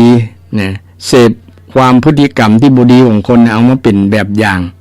นะ ยิ่งปัจจุบันนี้ยิ่งง่ายนะมีสื่อทางโทรศัพท์มือถือเนี่ยเนาะสื่อออนไลน์ต่างๆนะบางครั้งเนี่ยลูกหลานไปเอาอย่างสื่อนั้นน่ะสื่อที่บดีเนี่ยสื่อที่เป็นพรานน่ะนะไปเอาอย่างไปเฮียนแบบนะไปเฮียนแบบทำให้พฤติกรรมต่างๆมันแสดงออกมานะก็เป็นหน้าเอ็นดูสงสารหน้าสลดสังเวชตัวนะสำหรับคนที่ไปเอาแบบอย่างที่บดีมานะก็เป็นสิ่งหนึ่งที่คัดขวางต่อการดำเนินชีวิตแบบเศรษฐีของคนเรานะเศรษฐีคนที่จะเป็นเศรษฐีนั้นต้องมีคนดีเป็นแบบอย่างนะคนที่เป็นเศรษฐีต้องมีคนดีเป็นแบบอย่างแบบไอดอลนะคนไหนที่มีคุณธรรมคุณงามความดีสูงเนี่ยแหละคนนั้นคนเอาแบบอย่าง คนไหนที่ดำเนินชีวิตมีความเจริญมีความสุขนะมีความสุขในครอบครัวอบอุ่นเลยคนเอาแบบอย่างคนนั้นนะจะเป็นแบบอย่างเป็นแบบอย่างที่ดีคือกระเพรานะลองสังเกตเราก็รู้สามารถเลือกได้เนี่ยเนาะเลือกคบคนได้เลือกคบความได้นะความบ่ดีเขาก็บอกไปเสพมันเสพแต่ความดีนะการกระทำคำอู้ต่างๆที่มันดีเนี่ยเขาก็เสพสิ่งเหล่านั้นนะก็จะนำพาเขาเป็นเศรษฐีนะเป็นเศรษฐีนะเป็นคนมีความสุขนะถึงจะบ่มีเงินเป็นล้านๆก็ตามแต่เขาใช้ชีวิตแบบเจริญนะแบบคนดีนะมีความสุขนะมีความสุขมีคุณภาพชีวิตก็พอแล้วบ่มีหนี้มีสินก็พอแล้วศรัทธาส่วนมากหนี้สินทั้งหลายเกิดจากปัญหาที่เฮาบริหารเงินบ่ถูกต้องนะเป็นหนี้เป็นสินรุงรังแล้วทำให้เกิดปัญหาต่างๆตัวมาปัญหาจลกรรมกับปัญหาที่อาชญากรรมก็เพราะว่ามาจากนี่แหละส่วนหนึ่งนะเพราะบริหารเงินค่าใช้จ่ายนะค่าใช้จ่ายรายจ่ายมากกว่ารายได้นะรายจ่ายมากกว่ารายได้นี่ก็เป็นปัญหาที่ขาดอารักขสัมปทานนี่แหละนะอารักขสัมปทานถึงพร้อมด้วยการรักษาไว้ซึ่งทรัพย์รักษาไว้บ่ได้หมายความว่าบ่ได้กินได้จ่ายได้อย่างเลยนะแต่รักษาคือรู้จักบริหารนะอารักขสัมปทานอารักขาเวลาจะใช้เงินก็ต้องอารักขาตัวเก่าดูว่าคิดก่อนที่จะจ่ายนะส่วนไหนเป็นส่วนไหนก็แบ่งคือมันถูกมันต้องเนี่ยนี่ก็เป็นหลักคำสอนทางพุทธศาสนาสอนหมดทุกอย่างศรัทธาท่านผู้ฟังสอนหลายๆอย่างที่บรรดาปัญหาโลก ปัญหาในโลกที่มนุษย์สร้างขึ้นเนี่ยแก้ได้หมดเลยนี่บ่ใจอู้เกินความจริงเนี่ยพระธรรมคำสอนที่เป็นคำสอนทางพุทธศาสนาสามารถแก้ปัญหาได้ทุกอย่างที่ยีอู้เรื่องของตุลุงอู้กับอ้ายขี้เมานะขี้เมาสงสัยว่าศาสนามีประโยชน์อย่างพ่อง เพราะว่าแกบอกค่อยศรัทธาบอกค่อยเลื่อมใสต่อได้เกี่ยวกับตามพุทธศาสนาแล้วมีเรื่องนั้นเรื่องนี้นะก็เลยมาอยากจะลองภูมิอยากจะถามธรรมะว่าตุลุงจะตอบจะได้ประมาณนั้นตุลุงก็อธิบายให้ว่ามีกุอย่างแล้วล่ะนะมีกุอย่างปัญหาที่คนสร้างขึ้นเนี่ยมีคำตอบทุกอย่างนะมีคำตอบทุกอย่างสามารถนะมาศึกษามาหาคำตอบได้จากพุทธศาสนานะซึ่งเป็นสิ่งที่น่าภาคภูมิใจนะศรัทธาท่านผู้ฟังว่าเราเกิดมาพบพุทธศาสนาแล้วมีคำสอนเป็นที่พึ่งพุทธังสรณังคัจฉามิธัมมังสรณังคัจฉามิสังฆังสรณังคัจฉามินะซึ่งเป็นที่พึ่งอันประเสริฐนะพระพุทธพระธรรมพระสงฆ์พระพุทธเป็นต้นแบบพระพุทธเจ้าเป็นต้นแบบของคนทุกคนในโลกใด นะพระองค์เป็นบุคคลที่มีความสุขที่สุดในจักรวาลเขาได้นะบ่มีไผมีความสุขเหมือนพระองค์นะพระองค์เป็นผู้ที่อิสระเสรีจากกิเลสบ่มีกิเลสครอบงำจิตใจได้นะพระองค์เป็นผู้ชี้ทางบรรเทาทุกข์พระองค์เป็นผู้ชี้สุขเกษมสารพระองค์เป็นผู้ชี้ทางพระนฤพานอันพ้นโศกวิโยคภัยนี่ซึ่งเป็นสิ่งที่น่าภาคภูมิใจศรัทธาเราเกิดมาพบพระพุทธศาสนานะมีพระรัตนตรัยเป็นที่เปิ้งนะโดยเฉพาะเรามีปัญหาอย่างมีความทุกข์อย่างเราก็มาหาคำตอบนะมาหาคำตอบได้ทางพุทธศาสนามีคำตอบเสมออย่าไปคิดสั้นอย่าไปคิดนอกทางที่เป็นมิจฉาต้องเป็นสัมมาสัมมาคือความถูกต้องความถูกต้องอันแรกที่เราได้คุ้นเคยกันก็คือสัมมาทิฏฐิมีความหันที่ถูกมีความเข้าใจที่ถูกนี่แหละเริ่มต้นต้องเข้าใจที่ถูกก่อนเข้าใจปัญหาเรามีปัญหาอย่างปัญหามาจากสาเหตุอย่างเนี่ยเขาก็มีความเข้าใจที่ถูกต้องก่อนถ้าเข้าใจผิดก็ปฏิบัติเชื่อผิดปฏิบัติผิดเนี่ยมันก็นำมาซึ่งปัญหาต่างๆเพิ่มขึ้นเรื่อยๆแทนที่จะปัญหาลดลงแต่เพิ่มขึ้นแฮมนะซึ่งวันนี้ ได้นำธรรมะเรื่องตีอ้ายนั้นถามตุลุงมาเล่าให้ศรัทธาฟังหลายๆอย่างนะเช่นอยากเป็นคนมีเงินนะคนรวยนะก็เจริญธรรม4 ข้อนะ4 ข้อแรกคือขยันข้อที่2รู้จักใช้จ่ายข้อที่3คบคนดีคือกัลยาณมิตรข้อที่4ใช้ชีวิตแบบพอเพียงนะใช้ชีวิตแบบพอเพียงใช้ชีวิตแบบพอเพียงนะรู้จักตัวเก่าบอกเอาตัวเก่าไปเปรียบเทียบกับเศรษฐี100 ล้านพันล้านนะรู้จักตัวนะหรือว่ามีสันโดษนั่นเองนะถ้าใครมีสันโดษนะคนนั้นก็จะมีความสุขพอใจในสิ่งที่ตัวเก่ามีตัวเก่าเป็นนะมันก็มีความสุขแหละสันตุถีปรมังทนังนะสันโดษเป็นทรัพย์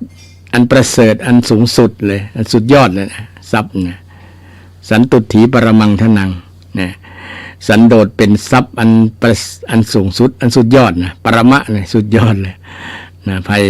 ใครมีความสันโดษคนนั้นก็ถือว่ามีทรัพย์ละเหมือนมีทรัพย์ในที่นี้คือทรัพย์อริยทรัพย์ภายในนะเช่นเรามีร่างกายอวัยวะ32 ประการก็ควรภาคภูมิใจแล้วนะก็มีความสุขได้โอ้ก็ต้องขอบคุณพ่อขอบคุณแม่เนี่ยที่เพิ่นสร้างมาเราได้เกิดเราได้มีอวัยวะครบประการครบ32 ประการก็ถือว่าโชคดีแล้วมีตาได้พอนั้นมีหูได้ฟังสิ่งที่ดีๆฟังสิ่งที่เป็นมงคลอยากได้ฟังธรรมะอยากจะดูอย่างอยากฟังอย่างเนี่ยต้องขอบคุณท่านนะต้องขอบคุณตัวเก่าเขาโชคดีแล้วเขาเกิดแล้วมีอวัยวะสำคัญหลายอย่างเนี่ยมีตา2 แก่นเนี่ยไผมาถามซื้อเนี่ยศรัทธาแก่นละล้านจะขายก็บ่ขายเนาะแก่นเป็น10 ล้านก็คงบ่ขายนี่แสดงว่าเรามีคุณค่ามีค่าสิ่งที่มีค่าพ่อแม่มอบมาตา2 แก่นหูเนี่ยเขาจะซื้อหูเฮาดับเนี่ยเขาจะยอมก่อนข้างละล้านเนี่ยจึงบ่ยอมเนาะมันจะบ่ได้ยินเสียงกำกำจากนมันตัดโสตประสาทในส่วนหูส่วนหูไปดังนั้นเอามีอวัยวะครบ32 อย่างก็ควรมีสันโดษควรมีความพอใจละนะพอใจถึงว่ารูปจะบ่หล่อเหมือนดารา เหมือนที่เราคิดว่าคนนั้นหล่อคนนี้นั่นจริงธรรมะเนี่ยจัดสรรปั้นแต่งมาให้ดีแล้วศรัทธาตาม สถานที่ตามภูมิภาคในส่วนนั้นนะเช่นคนเอเชียก็มีรูปหน้าร่างหน้าตาแบบนี้คนตะวันออกตะวันตกก็หน้าตาไปคนละอย่างนะอันนี้เป็นธรรมชาติจัดสรรมานะที่ทางศาสนาอื่นเป็นว่าพระเจ้าแปลงมานะพระเจ้าแปลงมานะธรรมชาตินี่แหละธรรมชาตินะธรรมชาติที่มีพ่อมีแม่เนี่ยแปลงเป็นคนแปลงให้เฮาได้เกิดมาได้รูปมาทำนามมาทำแบบที่เฮาหันเนี่ยเราก็ควรสร้างภาพภูมิใจว่าเฮามีอวัยวะครบ32ประการเนี่ยถือเฮาว่ามีสันโดษนะศรัทธามีความพอใจในเนี่ยแล้วก็มีครอบครัวนะที่อบอุ่นก็ควรภาคภูมิใจละมีลูกมีหลานมีพ่อมีแม่เนี่ยสิ่งที่เฮามีเปเลอะนะเฮามีมือมีอย่างสปะอย่างนะญาติโยมมีอันที่จะไปช่วยการช่วยงานคนไปยื่นไปช่วยทำสิ่งที่ดีเป็นประโยชน์เป็นกุศลเนี่ยเฮาก็ควรภาคภูมิใจเฮามีเท้ามีตีนเนี่ยที่จะเตียวไปถ้าสร้างคุณงามความดีสร้างบุญสร้างกุศลเนี่ยก็ภาคภูมิใจได้นะเนี่ยแค่คิดแค่นี้ก็เป็นสุขเลยชะตานะโอ้เฮาโชคดีแล้วนะบางคนเปิ้นบ่มีน่ะเป็นคนพิการขาก็บ่มีแขนก็บ่มีเขายังต่อสู้อยู่เนี่ยคิดแบบเนี้ยเปิ้นว่าคิดแบบฝ่ายบวกคิดในทางที่ดีคิดเป็นว่าเป็นสันโดษที่เกิดขึ้นในใจเฮานะบางคนเกิดความท้อแท้ว่าอันนั้นก็บ่มีอันหยังก็บ่มีเงินก็บ่มีอันก็มีถ้าเงินบ่มีก็สร้างเอาได้นะศรัทธาความสุขบ่มีก็สร้างเอาได้นะมันอยู่ที่สมองกับสองมือของเรานะทำเอาได้หมดนะอยากจะมีสุขเดี๋ยวนี้ก็ได้เดี๋ยวนี้เลยเช่นแผ่เมตตาเนี่ยก็เกิดความสุขแล้วนะบ่ต้องไปซื้อหาความสุขในกาดในลีละนะมันมีอยู่ที่ใจเฮาเนี่ยที่สร้างเองนะเพราะว่าตามพุทธศาสนาเป็นสอนเรื่องกรรมเรื่องการกระทำการทำด้วยกายวาจาด้วยใจนะการกระทำ3อย่างเนี่ยเราจะสร้างสุขหรือสร้างทุกข์นะจะสั่งสมบุญหรือจะสั่งสมบาปนะสุขโขปุญญสะอุจโยนะการสั่งสมบุญเป็นเหตุนำมาซึ่งความสุขทุกโขปาปัสสะอุจโยการสั่งสมบาปเป็นเหตุนำมาซึ่งความทุกข์เนี่ยเราจะทำอย่างจะทำบุญหรือจะทำบาปทำบาปนี่เป็นทุกข์แน่นอนทำบุญเป็นสุขแน่นอนนะลองบ่เจี้ยก็ลองทำแหละนะบ่เจี้ยก็ลองทำพุทธเจ้าบ่ได้บังคับให้เชื่อเนี่ยนะเฮาลงมือทดสอบทดลองดูจนแน่ใจว่าคำสอนของพระองค์เนี่ยถูกแต่ดีแต่บ่มีไผค้านใดนะรัตถาท่านผู้ฟังทั้งหลายจึงเป็นสิ่งที่เฮาควรสร้างสันโดษนะสันโดษความพอใจสันโดษแปลว่าความพอใจนะความยินดีในสิ่งที่ตนมีตนได้นะยินดีนะสันโดษแปลว่ายินดีในสิ่งที่ตนมีตนได้เฮามีอย่างพ่องแล้วนี่นะเฮาก็พอรอบตัวเฮาพอร่างกายของเฮาก่อนเฮามีอวัยวะครบ32ประการแล้วนะเฮามีบ้านดีอยู่เนาะมีข้าวกินเนาะเนี่ยมีรถใจมีบ้านอยู่นะมีครอบครัวที่อบอุ่นนะมีอย่างพ่องนะอยู่เปเลอะนะที่เขาจะมีนั่นนะแต่บางอย่างเงินบ่มีเนี่ยเนี่ยจะได้ตุ้ลุงเงินบ่มีก็ทำเงินเนี่ยนะทำเงินทำงานอยากมีเงินก็ต้องทำงานจึงผ่านพบเนี่ยนะทำเอาเองเนี่ยจะให้เงินลอยมานะมันก็เป็นเรื่องที่ยากนะที่ยากเหลือเกินแล้วที่ลอยมานะนอนรอแล้วเงินจะลอยมาหาเฮานะยากแต่ก็มีอยู่นะที่ เงินลอยมาหานะที่คนที่โชคดีซื้อหวยซื้ออย่างนั้นเนาะนี่ซึ่งก็เป็น นั่นเป็นกรณีพิเศษมาจากบุญของเก่าเขานั่นแหละที่เขาทำไว้นะบุญเก่าเขาทำไว้เราต้องสร้างบุญบ่อยๆทำความดีบ่อยๆทำคุณธรรมบ่อยๆถึงจะเกิดคุณงามความดีเกิดมงคลชีวิตที่ดีกับตัวเฮาอันนี้ความพอเพียงหรือว่าสันโดษเนี่ยนะความพอเพียงบางครั้งเราค ความทุกข์เกิดจากบ่พอเพียงนี่แหละบ่พอใจเช่นทำการทำงานได้เงินเดือนได้ก็บ่พอใจนะไปโขดให้เจ้านายโอ้อย่างให้เงินเดือนเฮาน้อยนะแทนที่จะขึ้นพ่องอย่างแทนที่จะมีความสุขกับนี่นะเฮามีน้อยมากอีกเฮาพยายามบริหารมันปอนะบริหารให้มันปอเช่นค่าใช้จ่ายวันละ300เนี่ยเนาะต้องอย่าให้มันเกินนะภายเกิน300ไปนะแต่บ้านใหญ่อาจจะนักกว่านั้นนะครอบครัวใหญ่นะมีพ่อมีแม่มีหลานมีอย่างก็ต้องอาจจะเสี่ยงนักกว่านั้นนะเสี่ยงนักกว่านั้นนะแต่ครอบครัวน้อยๆนะพ่อแม่แล้วก็ลูกนะ3 คนเนี่ยเนาะวันละ300ตกคนละ100ค่าของชีพแต่อย่างอื่นอาจจะมีมาเพิ่มเนาะฉะนั้นต้องหารายได้เพิ่มต้องหมั่นเพิ่มนะต้องขยันเพิ่มนะต้องหารายได้พิเศษตรงนั้นนี่นะงานหลายๆอย่างทำงานอย่างเดียวอาจจะบ่พอใจนะแต่บริหารเช่นเอาเงินได้เงินมาเท่าใดวันนี้ได้มา300เนี่ยก็ต้องใช้ให้มันพอนะบ่จะไปยืมมากินเงินอนาคตนะสายเมื่อลุนกับอิดเลยนะต้องอดเอาบางครั้งอยากหันเปิ้นกินล้ำก็ต้องอดเอาถ้าบอกอดก็ มันก็เป็นหนี้เป็นสินเดี๋ยวนี้หนี้สินต่อครัวเรือนเนี่ยเป็นแสนๆนะท่านตาอย่างอาตมาก็เป็นหนี้ เป็นหนี้อย่างว่าหนี้ที่รัฐบาลเพิ่นกู้มาเนี่ยก็อยู่ในนั้นตัวโดยที่บางครั้งเราบ่ฮู้สึกตัวเลยว่าเราเป็นหนี้ เป็นหนี้เป็นสินเพราะว่าเรามี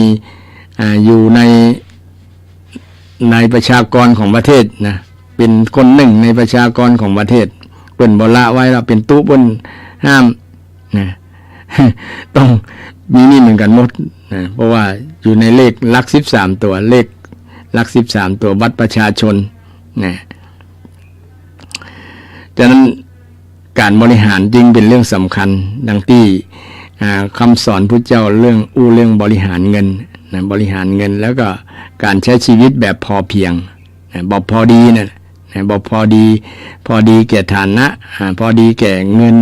เดือนที่เราทำมาพอดีแก่ครอบครัวที่ทำเราก็ควรเข้าใจทำความศึกษาในส่วนนี้ก็จะทำให้ปัญหาเรื่องหนี้เรื่องสินเรื่องการดำเนินชีวิตก็จะค่อยขยับขยายผ่อนคลายไปในทางที่ดีผ่อนคลายไปในทางที่ดีวันนี้ได้ได้จ่าธรรมะให้ศรัทธาญาติโยมฟังฟังแล้วเป็นจะได้ก็แจ้งรายงานทราบนะที่เบอร์โทร053114332นะ053114332 053114332นะแล้วก็ไปข่าวประชาสัมพันธ์ย้ำแห่มกังนึงว่าวันที่21นะสัปดาห์21มิถุนาเวลา 9 โมงครึ่งเป็นต้นไปเรียนเชิญเจริญพรไปร่วมงานส่งน้ำพระธาตุงานประจำปีส่งน้ำพระธาตุเดือน9ปีที่วัดสันอุ้มวัดอมรรามสันอุ้มตำบลเชิงดอยอำเภอดอยสะเก็ดซึ่งก็เป็นงานใหญ่พอสมควรก็มีศรัทธาญาติโยมจากหลายที่หลายแห่งไปร่วมงานศรัทธาญาติโยมจะไปร่วมก็เรียนเชิญเจริญพรได้เน้อไปกินไปตานกันที่วัดวันที่21มิถุนายน2567เวลา 9 โมงครึ่งเป็นต้นไปก็นิมนต์พระสงฆ์จำนวน43รูปเป็นหัววัดห่วมกินห่วมตานเติงกินเติงตานกันนะซึ่งก็จะมีศรัทธาไปร่วมงานนักหลายวันที่21มิถุนายน2567นี้สำหรับวันนี้ก็ได้นำธรรมะหลายๆอย่าง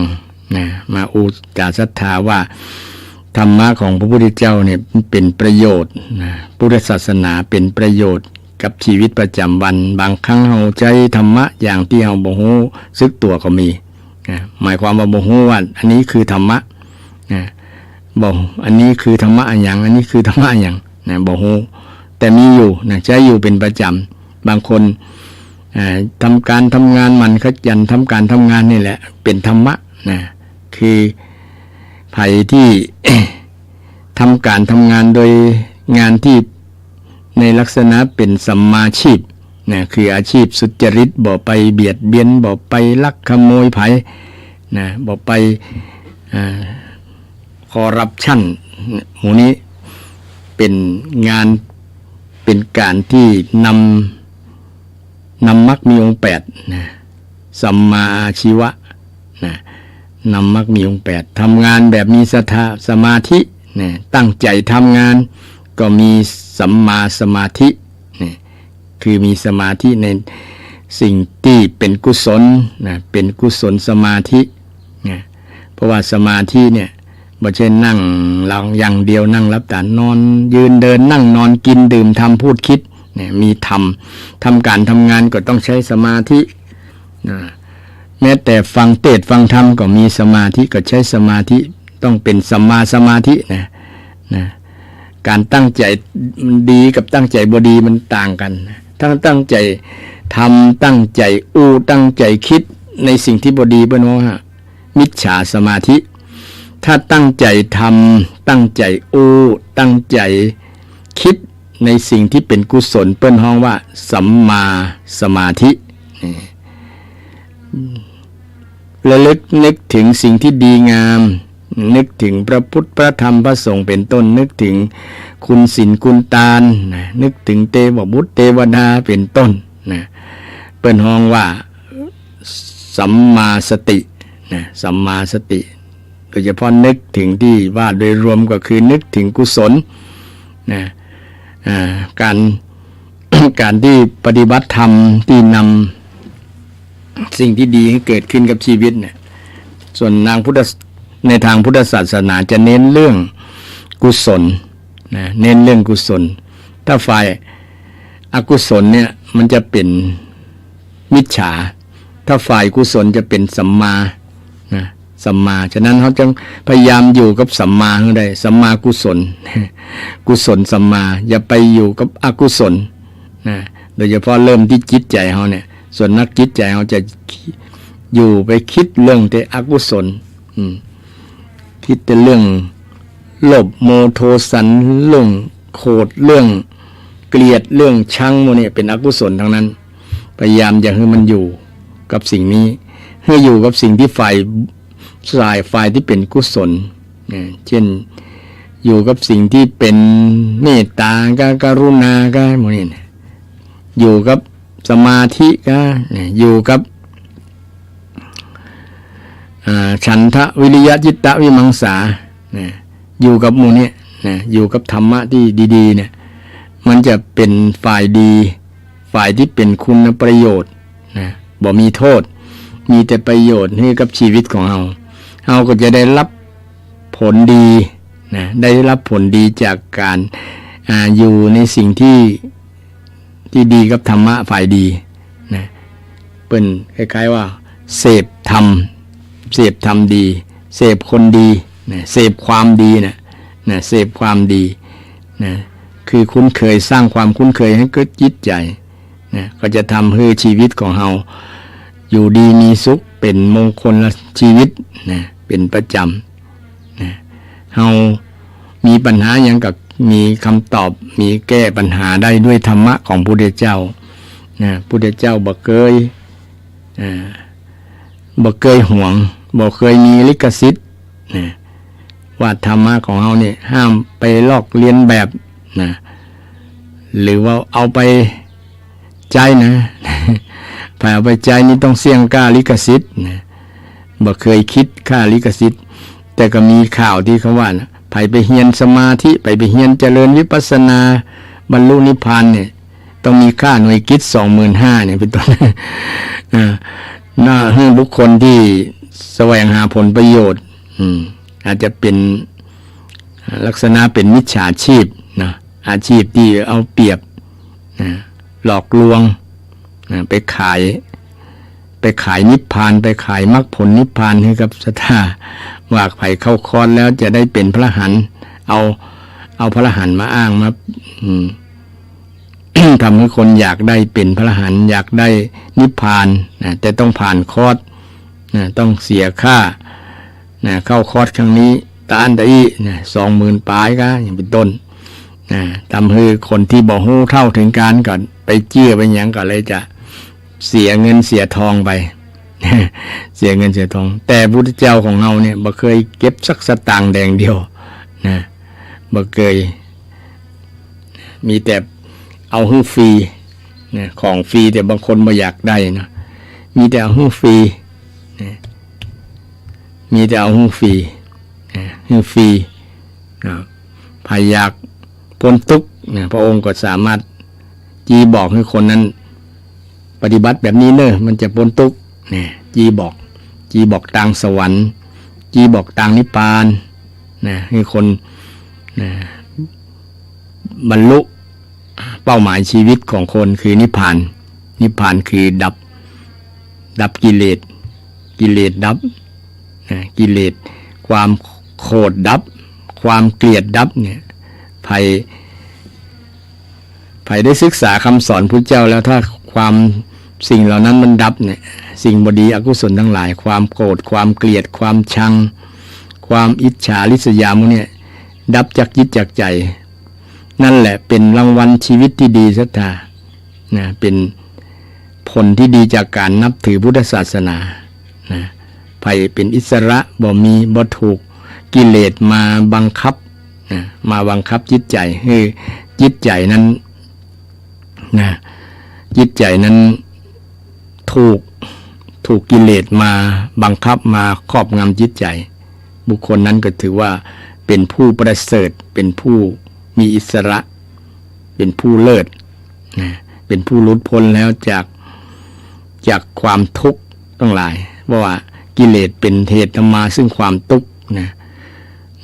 กิเลสเป็นต้นเหตุแห่งความทุกข์นะความทุกข์ทำให้คนคับแค้นจิตใจทำให้คนเดือดร้อนวุ่นวายนะ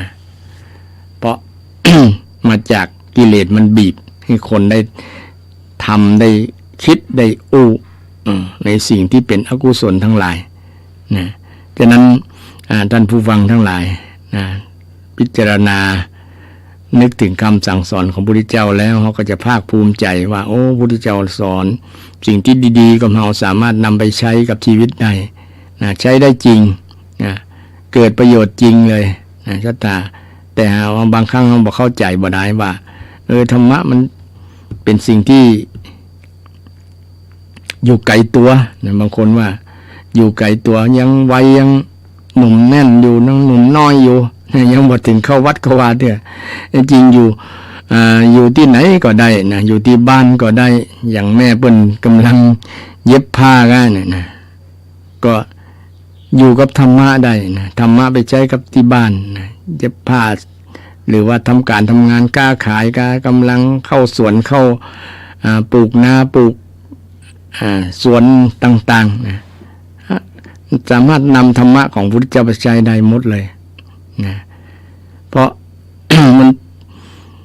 มันใช้ไปได้จริงๆมันใช้ได้ประโยชน์จริงๆแล้วก็อยู่กับชีวิตของเราจริงๆเลยธรรมะเนี่ยบ่อยู่นอกกายบ่อยู่บ่ห่างจากตัวเรานะแต่เราต้องห่างจากเปิ้นนะห่างจากธรรมห่างจากธรรมนะเช่นคนที่มีความขยันน้อยนะขี้ค้านเนี่ยนะแสดงว่าห่างจากธรรมะของเจ้านะบ่มีวิริยะบ่มีความเพียรนะบ่มีความขยันหมั่นเพียรนะเลยเป็นเหตุทำให้ความเสื่อมเกิดขึ้นนะอันนี้ก็เราสามารถวิเคราะห์วิจัยสามารถทดสอบทดลองดูได้คำสอนแต่ละคำสอนที่พุทธเจ้าได้สอนไว้เนี่ยมันเป็นนำมาใช้ได้จริงๆนะใช้ได้จริงๆแล้วก็เป็นประโยชน์กับเราจริงๆนะวันนี้ ได้ใช้เวลามาในการอุธรรมะนำธรรมะมาฝากศรัทธาญาติโยมก็เวลาก็หมดเวลาก็ขอนำ รายการจากศรัทธาไปก่อนวันพุธหน้าตบติดภาระตั้งใดก็จะมาปะศรัทธาญาติโยมกันใหม่ วันนี้ก็ขออวยชัยให้ศรัทธาญาติโยมทุกท่านทุกคนมีความสุขกายสบายใจมีสุขภาพแข็งแรงปราศจากทุกโศกโรคภัยเจริญไปด้วยอายุวรรณะสุขภระปฏิภาณธรรมสารคุณสารสมบัติ